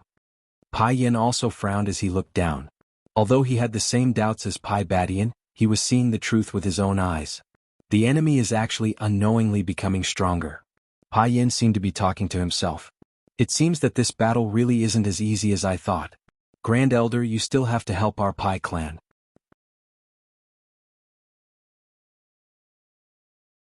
Chapter 428. We won. Zhuo Yifeng won. He actually won. That's great. Let's show those arrogant fellows from the Li family just how powerful we Feng warriors are. The warriors of the Feng clan were very excited to see Zhuo Yifeng win. Their gazes towards Zhuo Yifeng changed from suspicion to worship. Zhuo Yifeng was immediately surrounded by the warriors as soon as he stepped down from the arena. Good lad, your cultivation has actually improved to such a level.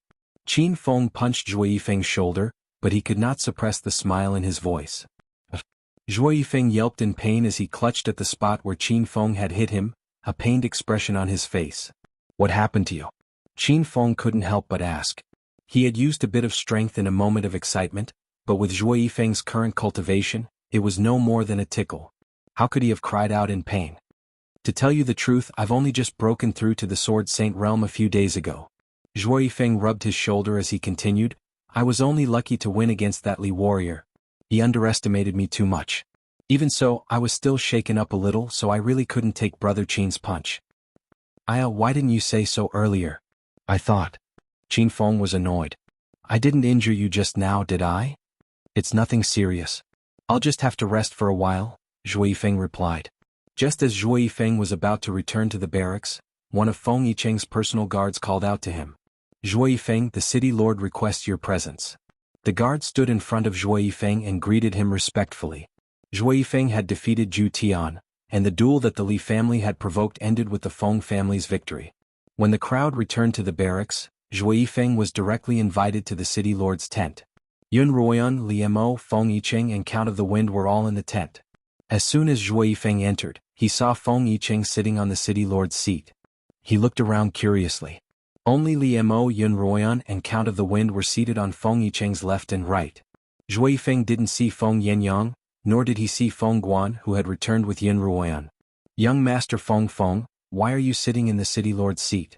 Where is City Lord Feng? Zhuo Yifeng asked in confusion. Zhuo Yifeng, I called you here today, other than to reward you for your contributions today, I also have something to tell you. Feng Yicheng didn't answer Feng Yicheng's question and instead spoke to him. What is it? Zhuo Yifeng frowned and asked. Because he did not see Feng Yangyang, he stood in the middle of the tent and did not bow. Feng Yicheng told Feng Yicheng about Feng Yangyang's assassination and how Feng Mian was secretly escorted back to the city lord's mansion. This matter had always been kept a secret. Only a few people present and a few elite members of the secret warrior team knew about it. Now, including Zhuo Yifeng, there were less than 10 people who knew about it. The city lord is dead? Zhuo Yifeng's shock was understandable. Indeed. Feng Bo's expression was mournful as he looked at Feng Yicheng. Before he passed, the city lord passed on his position to Feng Yicheng. As a result, Feng Yicheng is now the head of the Feng family. Zhuo Yifeng, are you willing to pledge your loyalty to him? Zhuo Yifeng paused, then subconsciously turned to Xuanhuan. Xuanhuan wasn't looking at him. Instead, she was looking at a random spot in the tent, as if she were completely at ease. When Zhuo Yifeng looked away, he saw that Li Mo was also holding Xuanhuan's hand very casually. Although the two of them were in the middle of the main tent, it was as if there was no one else present. Zhuo Yifeng finally shifted his gaze away, but there was still a sour feeling in his heart that pervaded. I'm not from Wind City and I'm not even from the Heiyuan continent, so there's no such thing as loyalty, Zhuo Yifeng replied. Feng Bo and Feng Yicheng couldn't help but frown. Feng Yicheng was about to speak when Feng Yicheng continued, but I've settled down in Wind City right now, and I've also formed a great feud with the Thunder Clan. Before I leave this place, I'm willing to join forces with my brothers in Wind City to destroy the Thunderbolt family. Good. Feng Yicheng stood up from his seat, clearly quite satisfied with Zhuo Yifeng's words. In that case, I have a mission for you to complete. Would you be willing? What mission? Zhuo Yifeng asked. We want to attack Flame City at night. Feng Yicheng looked at Zhuo Yifeng. The two families just had a duel today, and the Thunderbolt father and son surely won't expect us to attack at night. We'll try to take down Flame City in one go. The idea of attacking Flame City at night had come to them while they were watching Zhuo Yifeng and Zhu Tian's duel. Feng Yicheng had made the suggestion, and it had been unanimously agreed upon. Zhuo Yifeng, we all agree that it's best for you to lead the vanguard for a surprise attack. Count of Wind will first enter Flame City and open the city gates for you. Then all of you will coordinate from the inside and the outside. You'll definitely be able to catch the guards of Flame City off guard, Feng Yicheng said confidently as he swept his gaze across everyone. I'm the vanguard to begin with, so of course I won't refuse. Zhuo Yifeng cupped his fists. Feng Yicheng and Feng Bo explained their next course of action to Zhuo Yifeng in detail, then the two of them left the tent. The Count of Feng directly snuck into Flame City, while Zhuo Yifeng led over 100 warriors and hid near the outskirts of Flame City. Once the Count of Feng gave the signal to open the gates, they would rush in. After Zhuo Yifeng and Feng Bo left, Feng Yiqing walked up to Yun Ruoyan and Liamo brother Feng, sister-in-law. Feng Yiqing cupped his fists at the two of them. I'll leave Xiaohong to you. Feng Yiqing's spies in Flame City had reported that Auntie Hong was currently in the city. After Zhuo Yifeng's ambush succeeded, Feng Yiqing would have to lead the army into a full-scale assault, so he wouldn't be able to rescue her. He could only ask Yun Ruoyan and Liamo to enter Flame City and look for Auntie Hong. Auntie Hong and I are good friends, so I'll naturally do my best to save her, Yun Ruoyan replied. But she's a stubborn woman, and if she doesn't want to leave with me, she'll surely threaten to kill herself.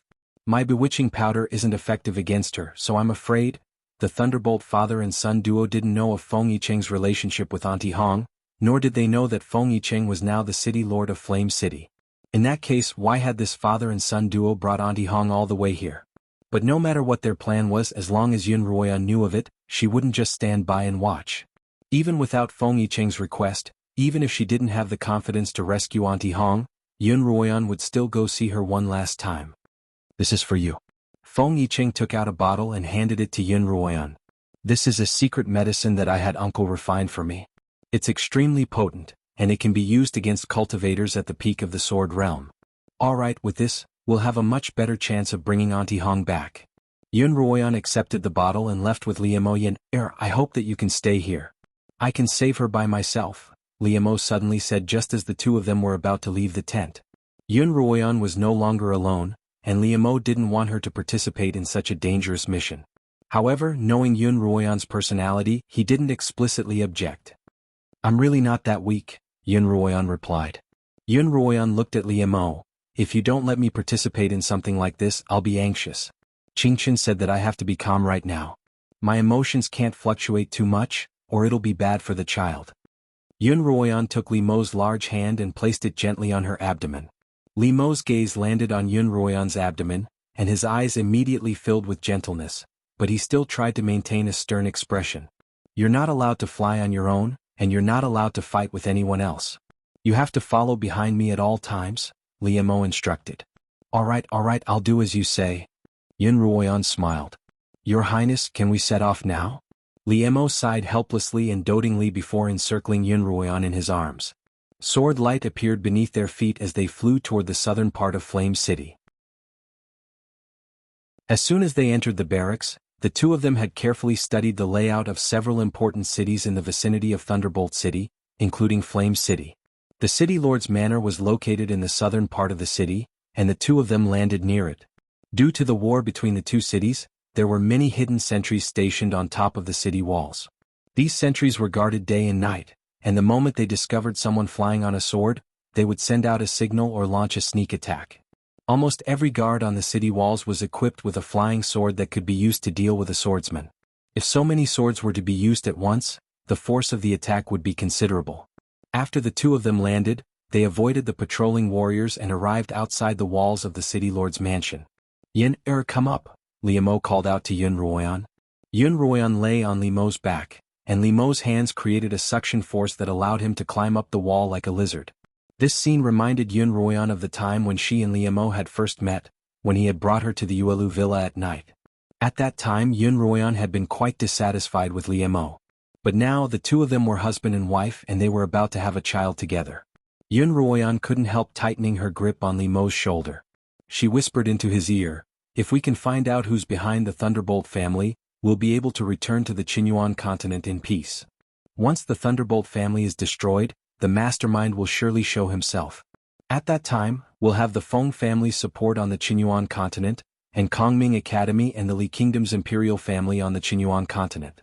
With these three factions we might be able to put up a fight.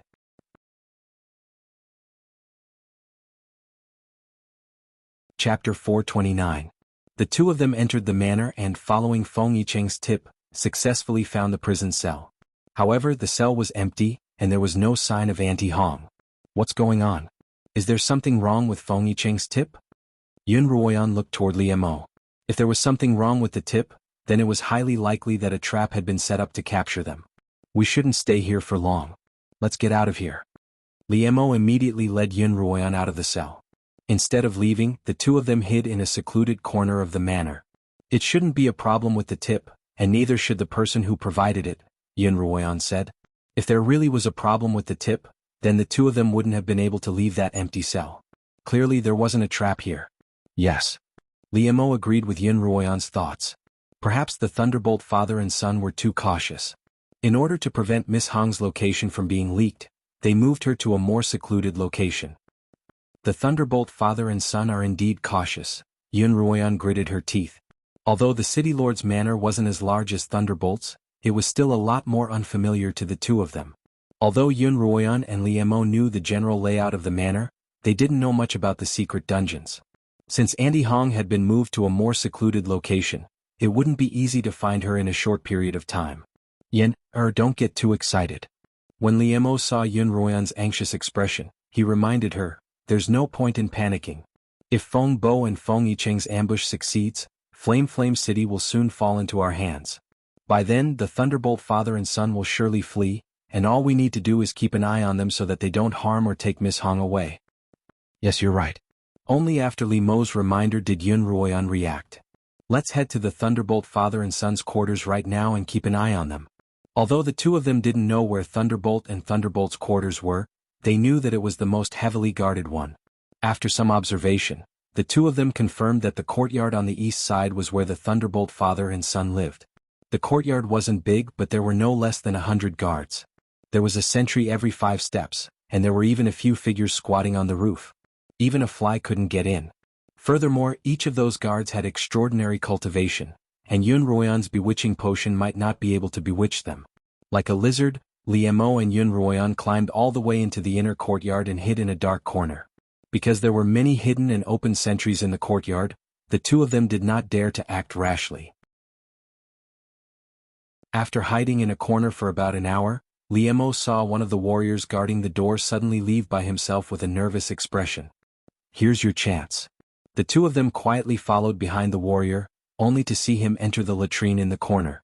Wait for me here, Liemo instructed before following the warrior into the outhouse.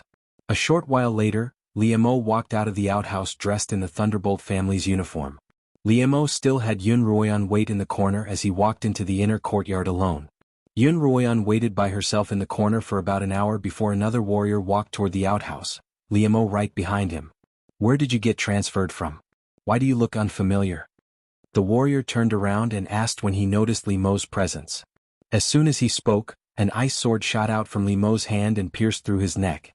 The warrior's eyes widened, his mouth agape, and he fell to the ground without a sound. Liemo, Yun Ruoyan called out softly as she walked out from the corner. Liemo dragged the warrior's corpse to the corner, took off his uniform and put it on Yun Ruoyan. The two of them were wearing the Thunder Clan's warrior uniforms and disguised as the Thunder Clan's warriors. They walked to the 2 empty spots near the entrance of the main house and stood still.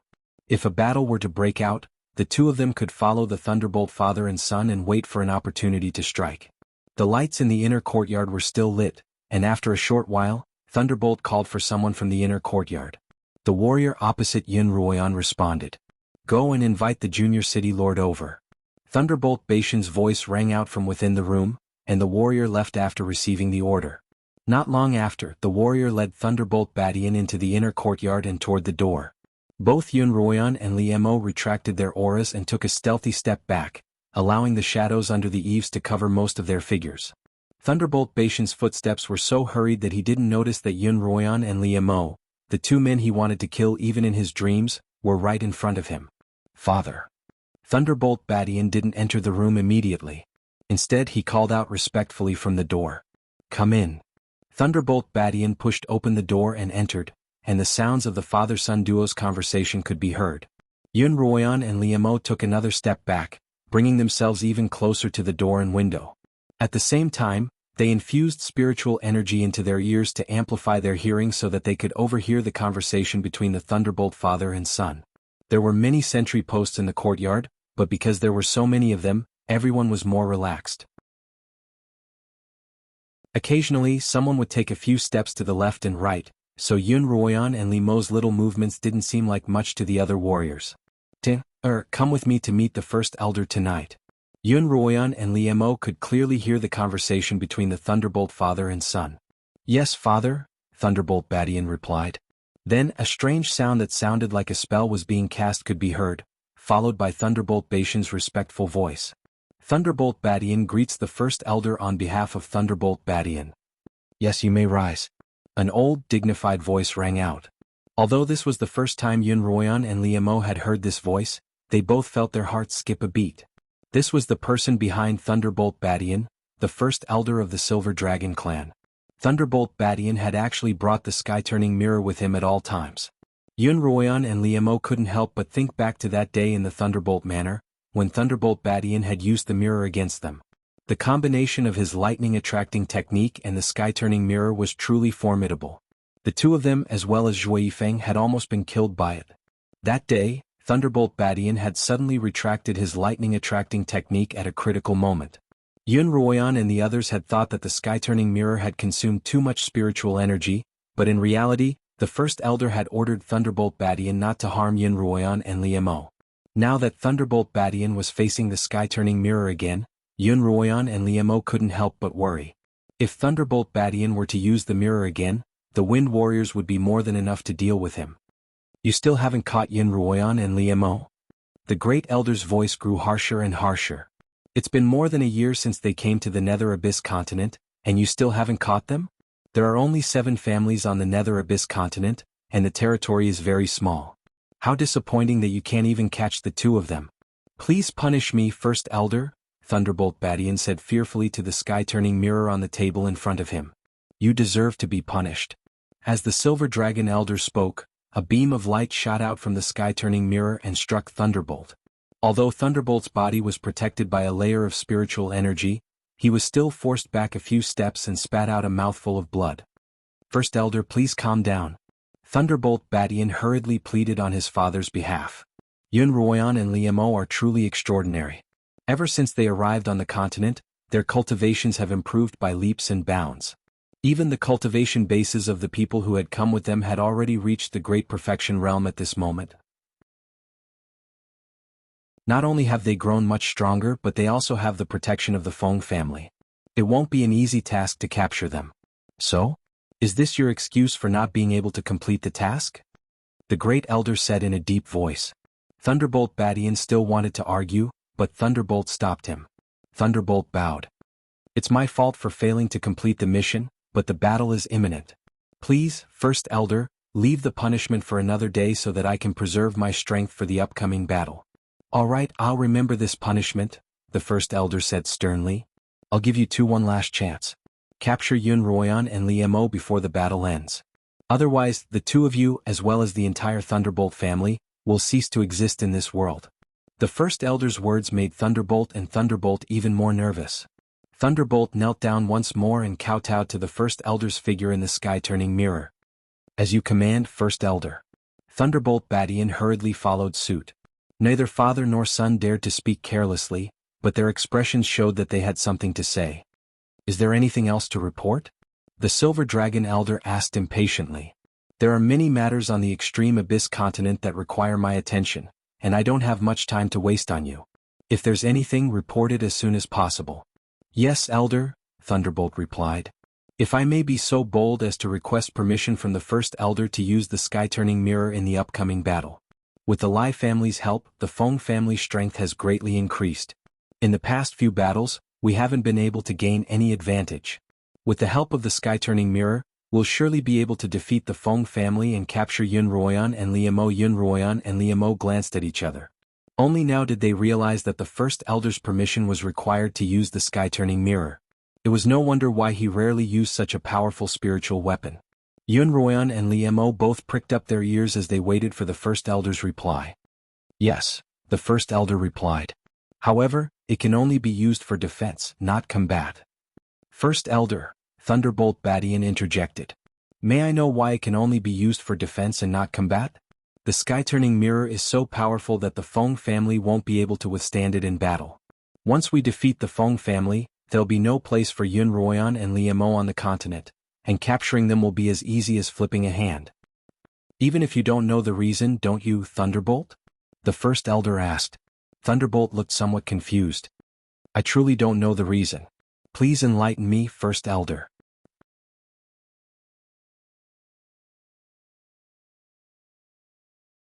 Chapter 430. You don't even know this? The first elder was rather surprised, but then his tone changed. He said as if he was talking to himself, "It's no wonder. Too much time has passed. If I don't think about it carefully, I'll sometimes forget about these things." The first elder told Thunderbolt that there had originally been 3 mirrors on this plane: the all-seeing mirror, the divine mirror of transcendence, and the divine mirror of upheaval. Do the two of you know about these 3 mirrors? The great elder asked again. When Yun Ruoyan heard the first elder's question, she couldn't help but think back to what Fengbo had said. It seemed that the divine mirror of heaven had once been a means of communication between the netherworld continent and the extreme abyss continent, just like the divine mirror of heaven's eye on the Xuanhuan continent. However, for some unknown reason, the divine mirror of heaven had shattered, leaving only the divine mirror of heaven's eye and the sky-turning mirror. The all-seeing mirror had always been in the hands of Kongming Academy, while the sky-turning mirror had fallen into Thunderflame's hands. Thunderflame's voice interrupted Yun Ruoyan's thoughts. "First Elder, I know of the divine mirror of upheaval. It's said to have been a spiritual artifact used to communicate with the extreme abyss continent, but for some unknown reason, it shattered." "Let me tell you why," the first elder began. Yun Ruoyan and Liemo perked up their ears once more, listening intently.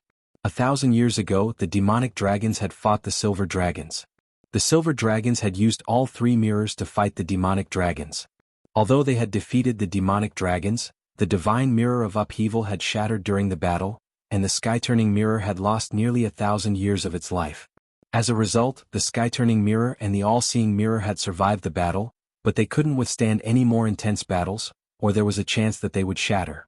You must rely on your own abilities to capture Liemo and Yun Ruoyan. Don't even think about destroying the sky-turning mirror.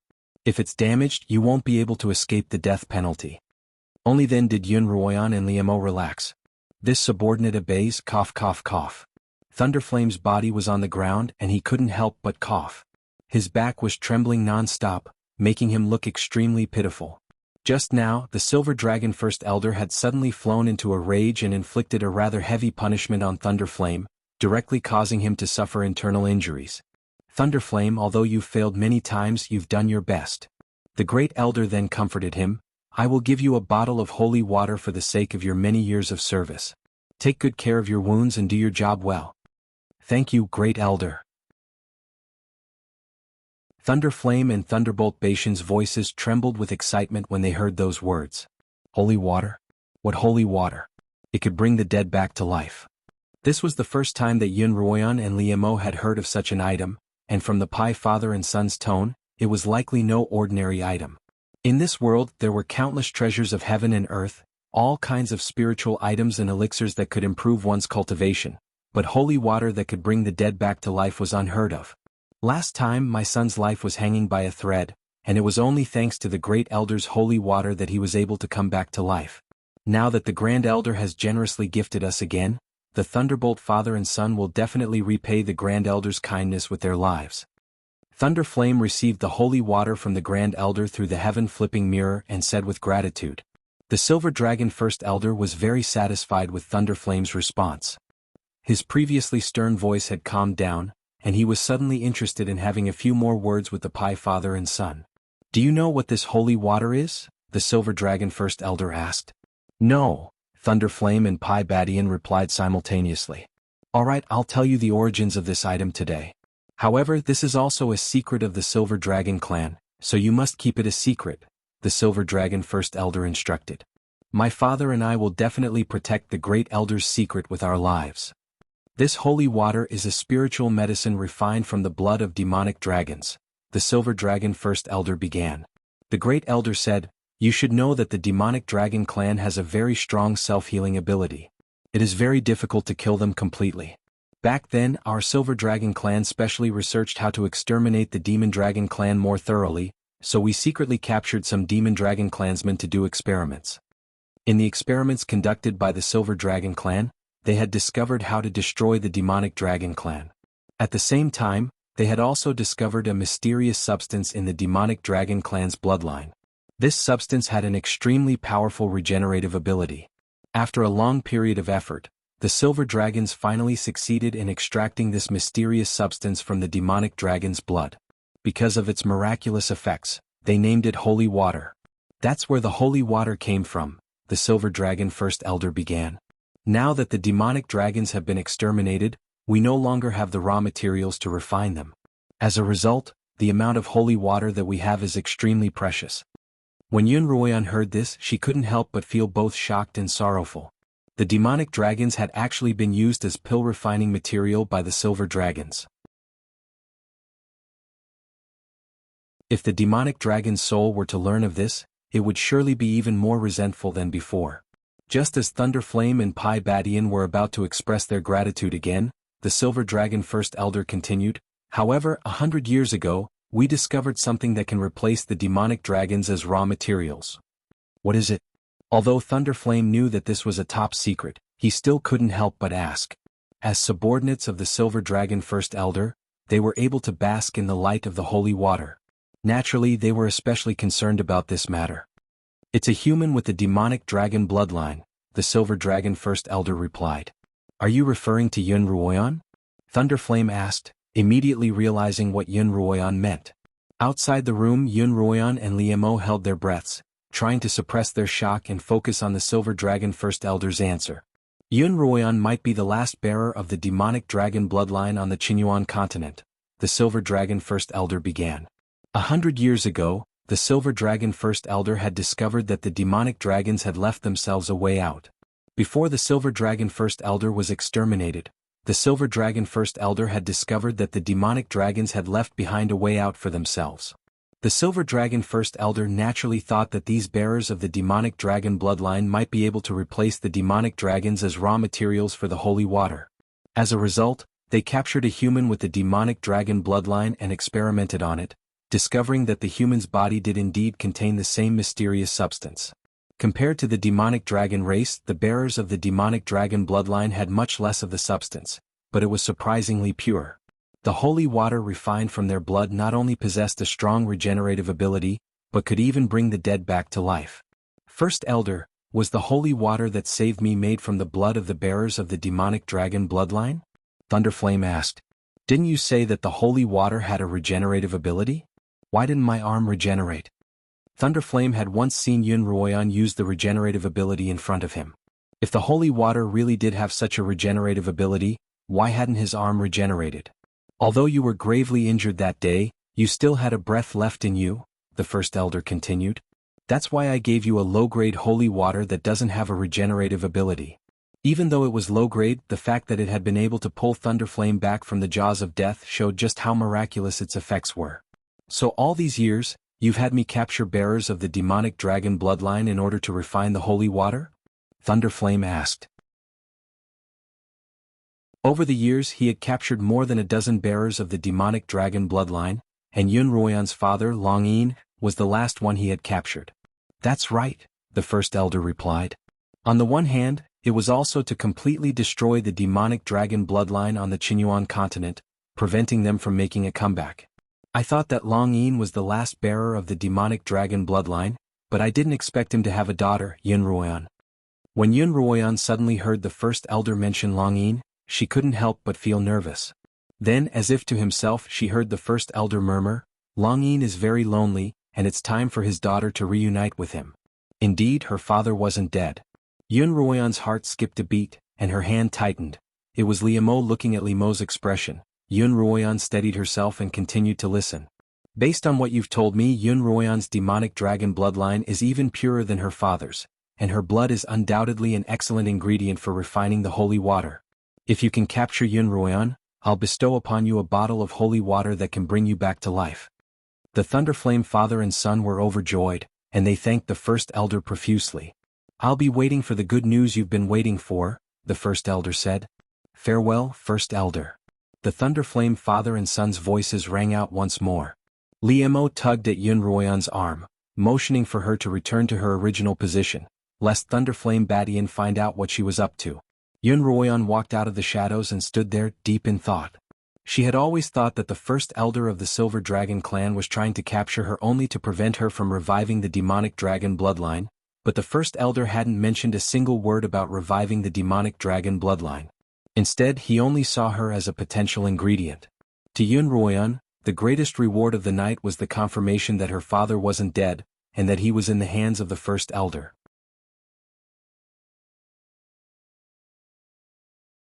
Chapter 431. After sending off the first elder, the Thunderflame father and son continued their discussion. You've heard the first elder's words. Right now, our main goal isn't to defeat the Feng family, but to capture Yunruoyan and Liemo, Thunderflame told Pai Badian. But father, if we lose this battle, the Thunderflame family's position as the hegemon of the Netherworld continent will be in jeopardy. Capturing Yunruoyan and Liemo would be the first elder's mission. But if we lose this battle, then wouldn't our Thunderbolt clan have to live under the Feng clan's feet from now on? Thunderbolt Badian angrily said. Haha. Thunderflame laughed. You've always been astute. How could you be so muddle-headed on this matter? As long as we satisfy the first elder, we'll be able to trample the entire Netherworld continent beneath our feet, much less a mere Feng family. For a moment, Pai Badian didn't understand what Thunderflame meant. Father, what do you mean? Thunderflame didn't answer his father's question directly. Instead, he pointed at the top of his head. Thunderbolt Bashan's mind buzzed when he saw Thunderflame's actions. Suddenly, he felt enlightened and his eyes lit up. Are you referring to the extreme abyss continent? Thunderflame smiled and nodded. That's right. The first elder is the ruler of the Silver Dragon clan, and the Silver Dragons are the rulers of the extreme abyss continent. As long as we can protect the first elder, we'll be able to open a door to the extreme abyss continent. The extreme abyss continent was the highest-ranked realm in the world, and Pai Badian had never imagined that he would one day be able to travel there. As a result, after hearing his father's words, he was so excited that he couldn't speak. I'll do whatever it takes to capture Liemo and Yunruoyan. Pai Badian clenched his fists and declared resolutely. By this time, Liemo and Yunruoyan had already left the room, but Liemo had been paying close attention to the movements within the room, and the conversation between the Thunder father and son didn't escape his ears. Yunruoyan, on the other hand, was thinking about how to rescue her father, Long Yin, from the Silver Dragon Elder. The door opened with a creak and Pai Badian walked out, ready to return to his own courtyard. As he walked past Yunruoyan and Liemo, his gaze suddenly landed on the two of them. Whether or not he recognized the two of them, he stopped in his tracks, and Yunruoyan and Liemo braced themselves for a fight at a moment's notice. But at that moment, two red flames suddenly soared into the sky from the direction of the city gate and exploded in the sky. The commotion attracted Thunderbolt Bashan's attention. When he looked up at the sky, his expression changed. City Lord, young City Lord, it's not good. Someone is attacking the city gate. A warrior shouted. Thunderflame also pushed open the door and stood beside Thunderclap Badian. Liemo pulled Yunruoyan away from Pai Bashan's line of sight, and Pai Badian didn't pay any more attention to them. Father, what should we do next? Thunderbolt Badian asked Thunderflame. Feng Yinyang, that old man, why is he so impatient now? Thunderflame frowned and muttered to himself. He wasn't the type of person to launch sneak attacks. Father, do you want me to lead some people to defend the city? Thunderclap Badian asked. Thunderflame shook his head. No need. Yunruoyan and Liemo, who were hidden in the shadows, saw that the father and son didn't seem to be in a hurry.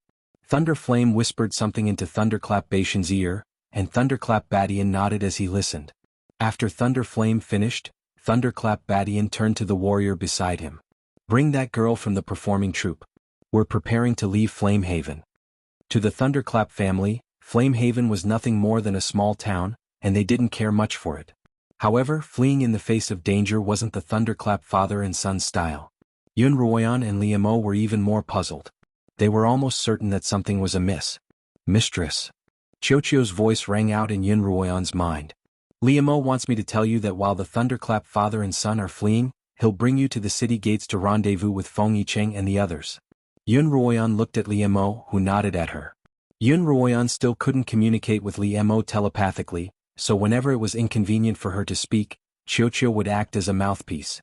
In the past, even if Yunruoyan knew that something was amiss, she would still follow the Thunderclap father and son. But now that she was pregnant, she had no choice but to suppress her urge to take the risk. Yunruoyan was just about to agree when she saw a warrior walking in front of the Thunderclap father and son, holding a girl in his arms. Any Hong. Yunruoyan called out in her mind. Take good care of this woman. Thunderclap Badian instructed a few warriors before leading the dozens of warriors out of the courtyard. Xiaoqiu, tell Liemo that we have to follow the Thunderclap father and son and find an opportunity to rescue Auntie Hong, Yunruoyan instructed Xiaoqiu. She then turned to Liemo with a resolute gaze. Liemo frowned slightly, and his grip on Yun Ruoyan's hand tightened. Liemo knew that Yun Ruoyan wouldn't change her mind once she made up her mind, so he could only let her be. Fortunately, with him by her side to protect her, she would be able to take the risk. Presumably, the Thunderclap father and son had long since made up their minds to abandon Thunderclap City. As a result, all the warriors they had brought with them were gathered in this courtyard, ready to leave at a moment's notice. Yun Ruoyan and Liemo blended into the crowd of warriors and left the city lord's manor through the back door, then flew out of the city on their swords. Back in Flame Haven, the Count of Feng killed a number of warriors guarding the city gates, then opened the gates and sent out a signal. Zhuo Yifeng led 100 warriors into the city, rushed to the top of the city walls and killed all the sentries. Feng Yiqing then led the army into Flame Haven, a process that took less than 2 hours.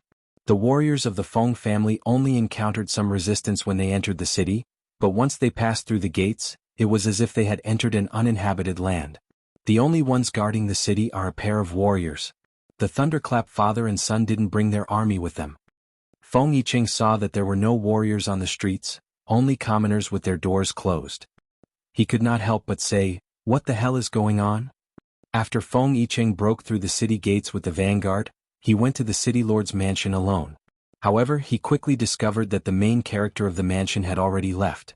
All that was left were Flame City's current city guards, as well as the ordinary servants. Where are the Thunderclap father and son? Where did they go? Feng Yiqing asked the enforcement officer. During the battle, the enforcement officer had actually hidden within the city lord's manor, not even leaving the main gates. They left as soon as you started attacking the city, the enforcement officer replied. The city lord and junior city lord didn't intend to defend the city at all. Then why? Do they have a bigger plot? I don't know either. All I know is that they're here to capture a girl named Yun Ruoyan. They even said that they laid a trap for them to fall into. Just as Zhuo Yifeng was interrogating the enforcement officer, Feng Yiqing arrived at the city lord's manor. Zhuo Yifeng, have you seen Yun Ruoyan and Liemo? Feng Yiqing asked anxiously as soon as he saw Zhuo Yifeng. Isn't she in the rear barracks? Zhuo Yifeng asked curiously.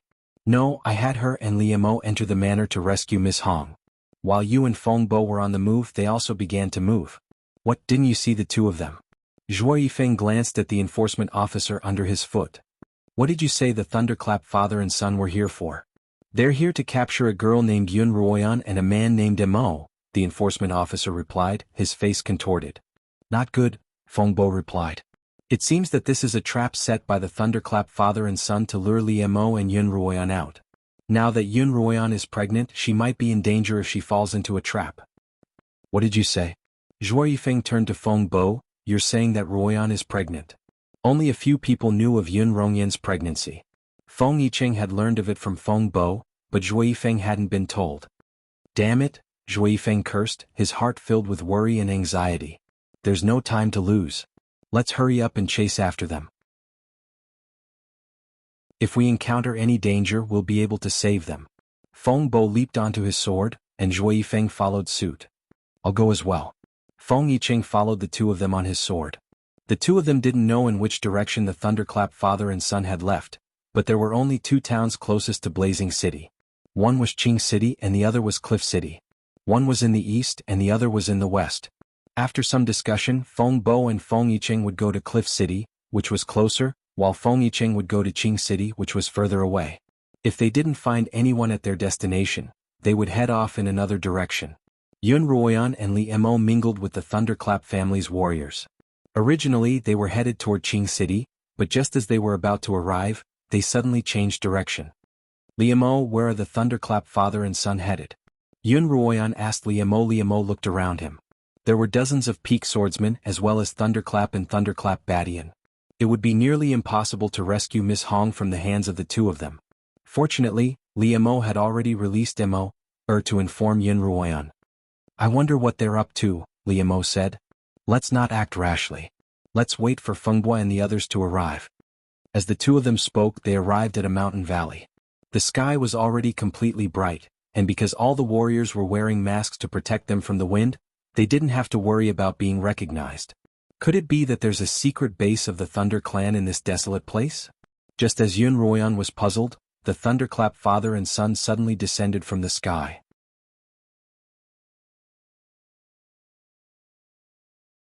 Chapter 432. Yun Ruoyan and Liamo landed in a secluded valley with the rest of the group.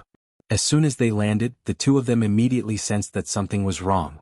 This was because the warriors who hadn't been paying any attention to the two of them had suddenly turned their attention to them. Then, with the two of them as the center, they began to spread out. Haha, the two of you must have worn out iron shoes in a fruitless search, only to find what you're looking for without even looking. Thunderflame turned around and looked at the two of them like an eagle looking at its prey. Ruoyan, why are you here? Auntie Hong's eyes widened as she looked at the two of them. At this time, the two of them had already been surrounded by the Thunderflame family warriors. Of course it's to save you. Thunderflame pulled Auntie Hong from the hands of a nearby warrior to his own. But not only will they not be able to save you, but they'll also have to pay the price with their lives. Liamo, take Ruoyan and leave. Don't worry about me. My heart has already died, and I must accompany my sisters to the Yellow Springs. It's not worth the risk. Auntie Hong hurriedly called out, but Thunderflame grabbed her by the throat. Auntie Hong. Yun Ruoyan looked at Auntie Hong. Today Liamo and I risked our lives to save you. If you still insist on seeking death, wouldn't you be letting us down? For your sake, Feng Yicheng took down several cities and suffered countless injuries. Hoodlum also frowns all day long because of you. Are you really going to torture the living for the sake of the dead? What? Feng Yicheng was injured? Auntie Hong's face turned red from Thunderflame's grip. Do you think I'd lie to you? Yun Ruoyan's face was a bit angry. It's all because of you that he risked his life to attack, but you want to let your blood flow in vain? Hearing Yun Ruoyan's words, Auntie Hong's eyes began to tear up. Yun Ruoyan sighed in her heart, hoping that her words would arouse Auntie Hong's desire to live. In truth, Yun Ruoyan had lied. Although Feng Yicheng had personally led the attack with his current status, he naturally didn't need to rush to the front. Moreover, he had the protection of the Count of Wind by his side. Although he had suffered some minor injuries, they hadn't reached the point where he had sustained countless injuries. Ah, are you guys mistaken? This is not the place for you to reminisce about the past. Thunderclap Badian gloomily said, since you've followed me, it's not up to you to choose whether you live or die. Attack me, I want you alive. Thunderflame also issued an order, capture these two and reward each of them with a Saint-grade Spirit Crystal Stone and 10,000 ordinary Spirit Crystal Stones. Following this order, the dozens of warriors all took out their weapons and glared at the two like tigers watching their prey. It seemed that a battle was inevitable. Amota ran into Zhuo Yifeng on his way to Flame City. Zhuo Yifeng glanced at the letter Liamo had left on Amor's leg, put it back, unsealed, and hurried away. Zhuo Yifeng raised his speed to the maximum. An hour later he entered a place surrounded by mountains and valleys. Although it was already noon and the sun was shining brightly, there was still a thick fog lingering between the valley and the peaks, blocking Zhuo Yifeng's line of sight. Demon Spirit, can you sense where there's someone's aura? Zhuo Yifeng asked. Of course, but I'll need to borrow your eyes. The demon spirit's sinister voice rang out in Zhuo Yifeng's mind. Zhuo Yifeng closed his eyes, and when he opened them again, his beastman eyes had turned into two pitch-black magic eyes without a trace of white. Zhuo Yifeng looked down at the valley beneath him, and his demonic eyes finally spotted the unique glow of a spiritual technique, a red fireball and a pale blue sword of ice. Found it. Zhuo Yifeng flew towards the secret location on his sword. Liamo held his azure sword, and Yun Ruoyan held her scarlet eye. The two of them stood back to back, facing the attacks of the surrounding warriors. Instead of charging at them all at once, the dozens of warriors split into several groups. Some attacked at close range, using their weapons to fight with the two of them. Some attacked from afar, using spiritual techniques to attack the two of them. Li Mo's cultivation was higher than that of the warriors present, so his spiritual barrier was more than capable of defending against external attacks. However, Yun Ruoyan's cultivation was slightly weaker than most of the warriors present. Liamo tried his best to block all the attacks by himself, and he was able to protect Yun Ruoyan from the attacks of dozens of people. Father, these two must have reinforcements. It's best if we end this quickly, Thunderflame suggested. Thunderflame nodded. Sword light appeared beneath his feet once more and he flew into the air. He reached out and grabbed at the air, conjuring a dozen earth-yellow spheres in his palm. Go! Thunderflame growled, and the dozens of orbs began to fly toward Yun Ruoyan and Liamo from top to bottom. Sensing danger, Yun Ruoyan hurriedly blocked the spheres with her scarlet eye.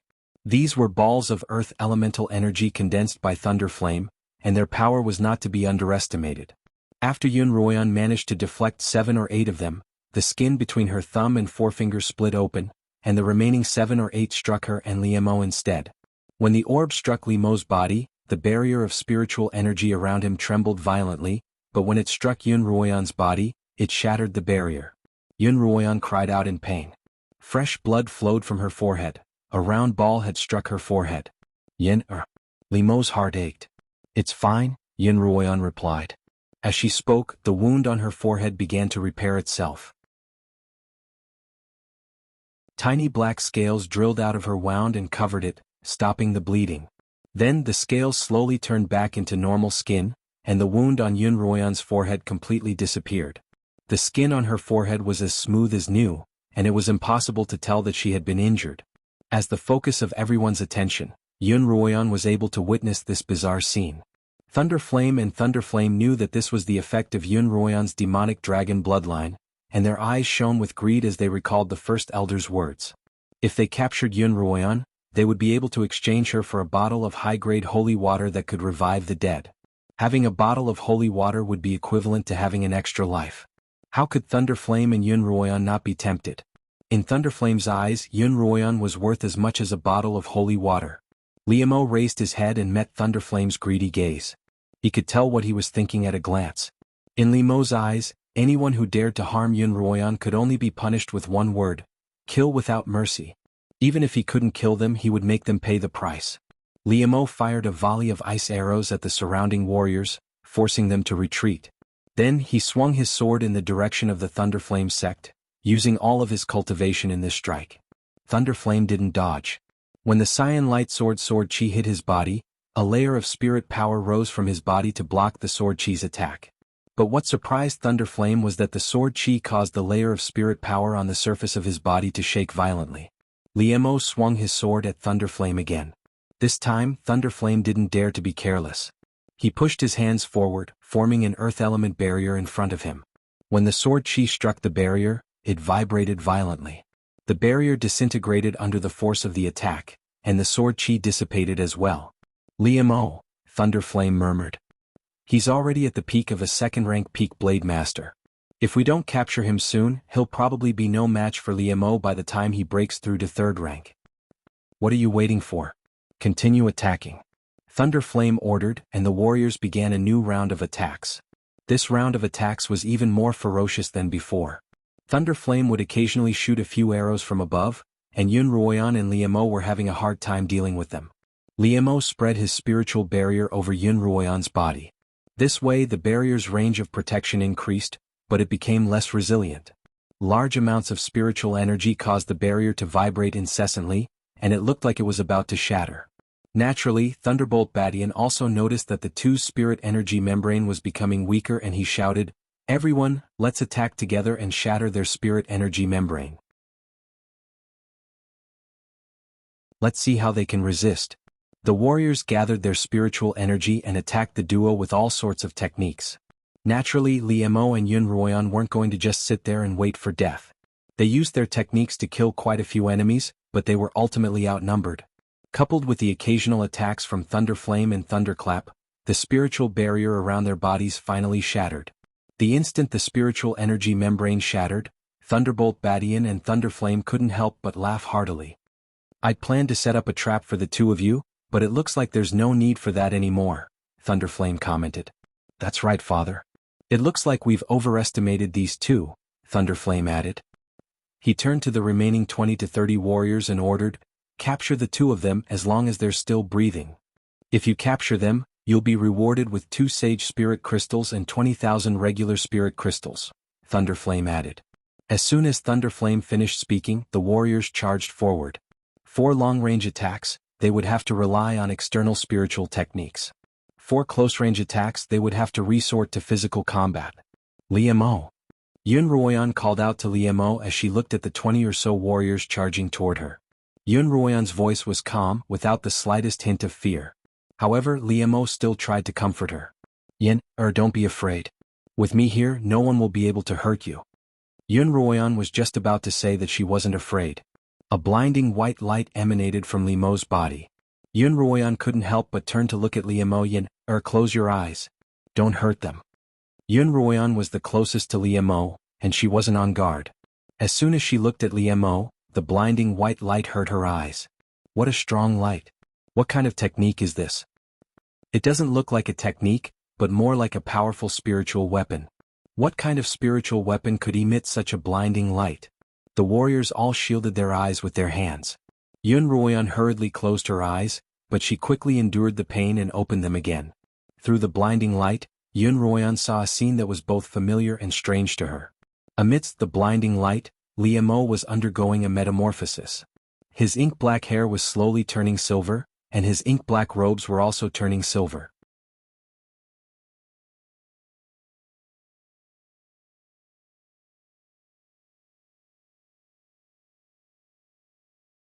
The two of them walked for a long time, but they still couldn't find the end of the fog. Furthermore, the light around them didn't seem to darken, nor did it seem bright. It was as if they were in a land of death where there was no time, no living things, only space. Fortunately, the two of them had already abstained from eating. Otherwise, after being trapped for so long without any food in their storage bags, they would surely starve to death. Liemo, the two of us are trapped here and it won't be easy for us to escape, Xuanhuan said. Liemo, who was walking in front of her, suddenly stopped and turned back to look at her. The icy blue light in his eyes began to dim, and by the time Xuanhuan reacted, Liemo's body had gone limp, and he collapsed to the ground, the silvery white glow on his body rapidly receding. This was a sign that he had used too much spiritual energy, and his body was exhausted. Xuanhuan hurriedly held Liemo in her arms and fed him a spirit-gathering pill. Suddenly, Xiaoqiu's voice rang out in Xuanhuan's mind. Liemo's silver dragon bloodline isn't very thick, and transforming will consume a large amount of spiritual energy, and it'll be difficult for him to recover in a short period of time. Liemo had told Xuanhuan about this before, so unless absolutely necessary, Liemo wouldn't transform into his true form and engage in battle. Because once the spiritual power was depleted, if the problem wasn't solved, then they could only wait to be slaughtered. Xuanhuan looked once more at the misty surroundings, hoping that nothing unexpected would happen before Liemo's spiritual energy recovered. Although she was a 9th-rank swordsman now, it was far from enough to ensure the safety of the two of them in this unknown territory. Mistress, someone's aura. Xiaoqiu's voice suddenly changed. At the same time, Xuanhuan sensed that someone was heading their way. Xuanhuan took out the scarlet pupil and placed it in front of Liemo. It can't be that whatever I think about will happen, can it? The Thunderflame father and son found a new place to hide, and Thunderflame reactivated the illusion array in the mirror. At the same time, the image of the First Elder appeared on the mirror. First Elder Xuanhuan and Liemo are in this illusion right now. Thunderflame pointed at the array on the ground. Good. The First Elder finally smiled at the Thunderflame father and son. Activate the array according to the method I taught you. Capture the two of them, and I'll personally come to retrieve them at noon tomorrow. After reporting the situation to the First Elder, Thunderflame began activating the array. According to the First Elder, he wanted them alive. As long as they weren't dead, Thunderflame wouldn't hold back. As for Zhuoyifeng, who wasn't afraid of death, Thunderflame would grant him his wish and kill him. Thunderflame extended both hands towards the magic formation and gestured with both hands. The various runes on the magic formation began to glow in various colors. Zhuoyifeng had entered the illusory realm after Xuanhuan, and he had followed their auras to find them. As soon as he discovered the figure in front of him, a fireball flew toward him. He hurriedly blocked it with his sword and called out, "Royan, it's me, Zhuoyifeng." Zhuoyifeng? Xuanhuan was more confused than shocked. Why are you here? As Zhuoyifeng walked closer, Xuanhuan put away the scarlet pupil in her hand. Why are you here? Zhuoyifeng gave a simple explanation of how he came in here. I'll get you out of here, Zhuoyifeng said. Do you have a way out? Xuanhuan asked. I found a way out while searching for you. Come with me now. Zhuoyifeng reached out to help Liemo up, but as soon as his hand touched him, Liemo opened his eyes. Liemo, you're awake. How are you feeling? Xuanhuan asked. Liemo smiled at Xuanhuan. I'm fine. How about you? His gaze subconsciously drifted toward Xuanhuan's abdomen, and Xuanhuan placed a hand on her abdomen. I'm fine too. We're both fine. I'm sorry I was too impulsive this time. Not only did I fail to save you, but I even put you and me in danger. Liemo didn't want to forgive her so easily, or else Xuanhuan's impulsive personality would become uncontrollable. Just then Xiaoqiu's voice rang out in both their minds. Silver dragons are cunning while demonic dragons are impulsive. Mistress, you possess the demonic dragon bloodline, and being impulsive is a trait of the demonic dragon race. Unless you can fully control the bloodline, you won't be able to control your impulsive nature. You're tuning in to the Sword Dance in the Vast Sky YouTube channel. Don't forget to subscribe and join us on this journey to catch the most captivating stories.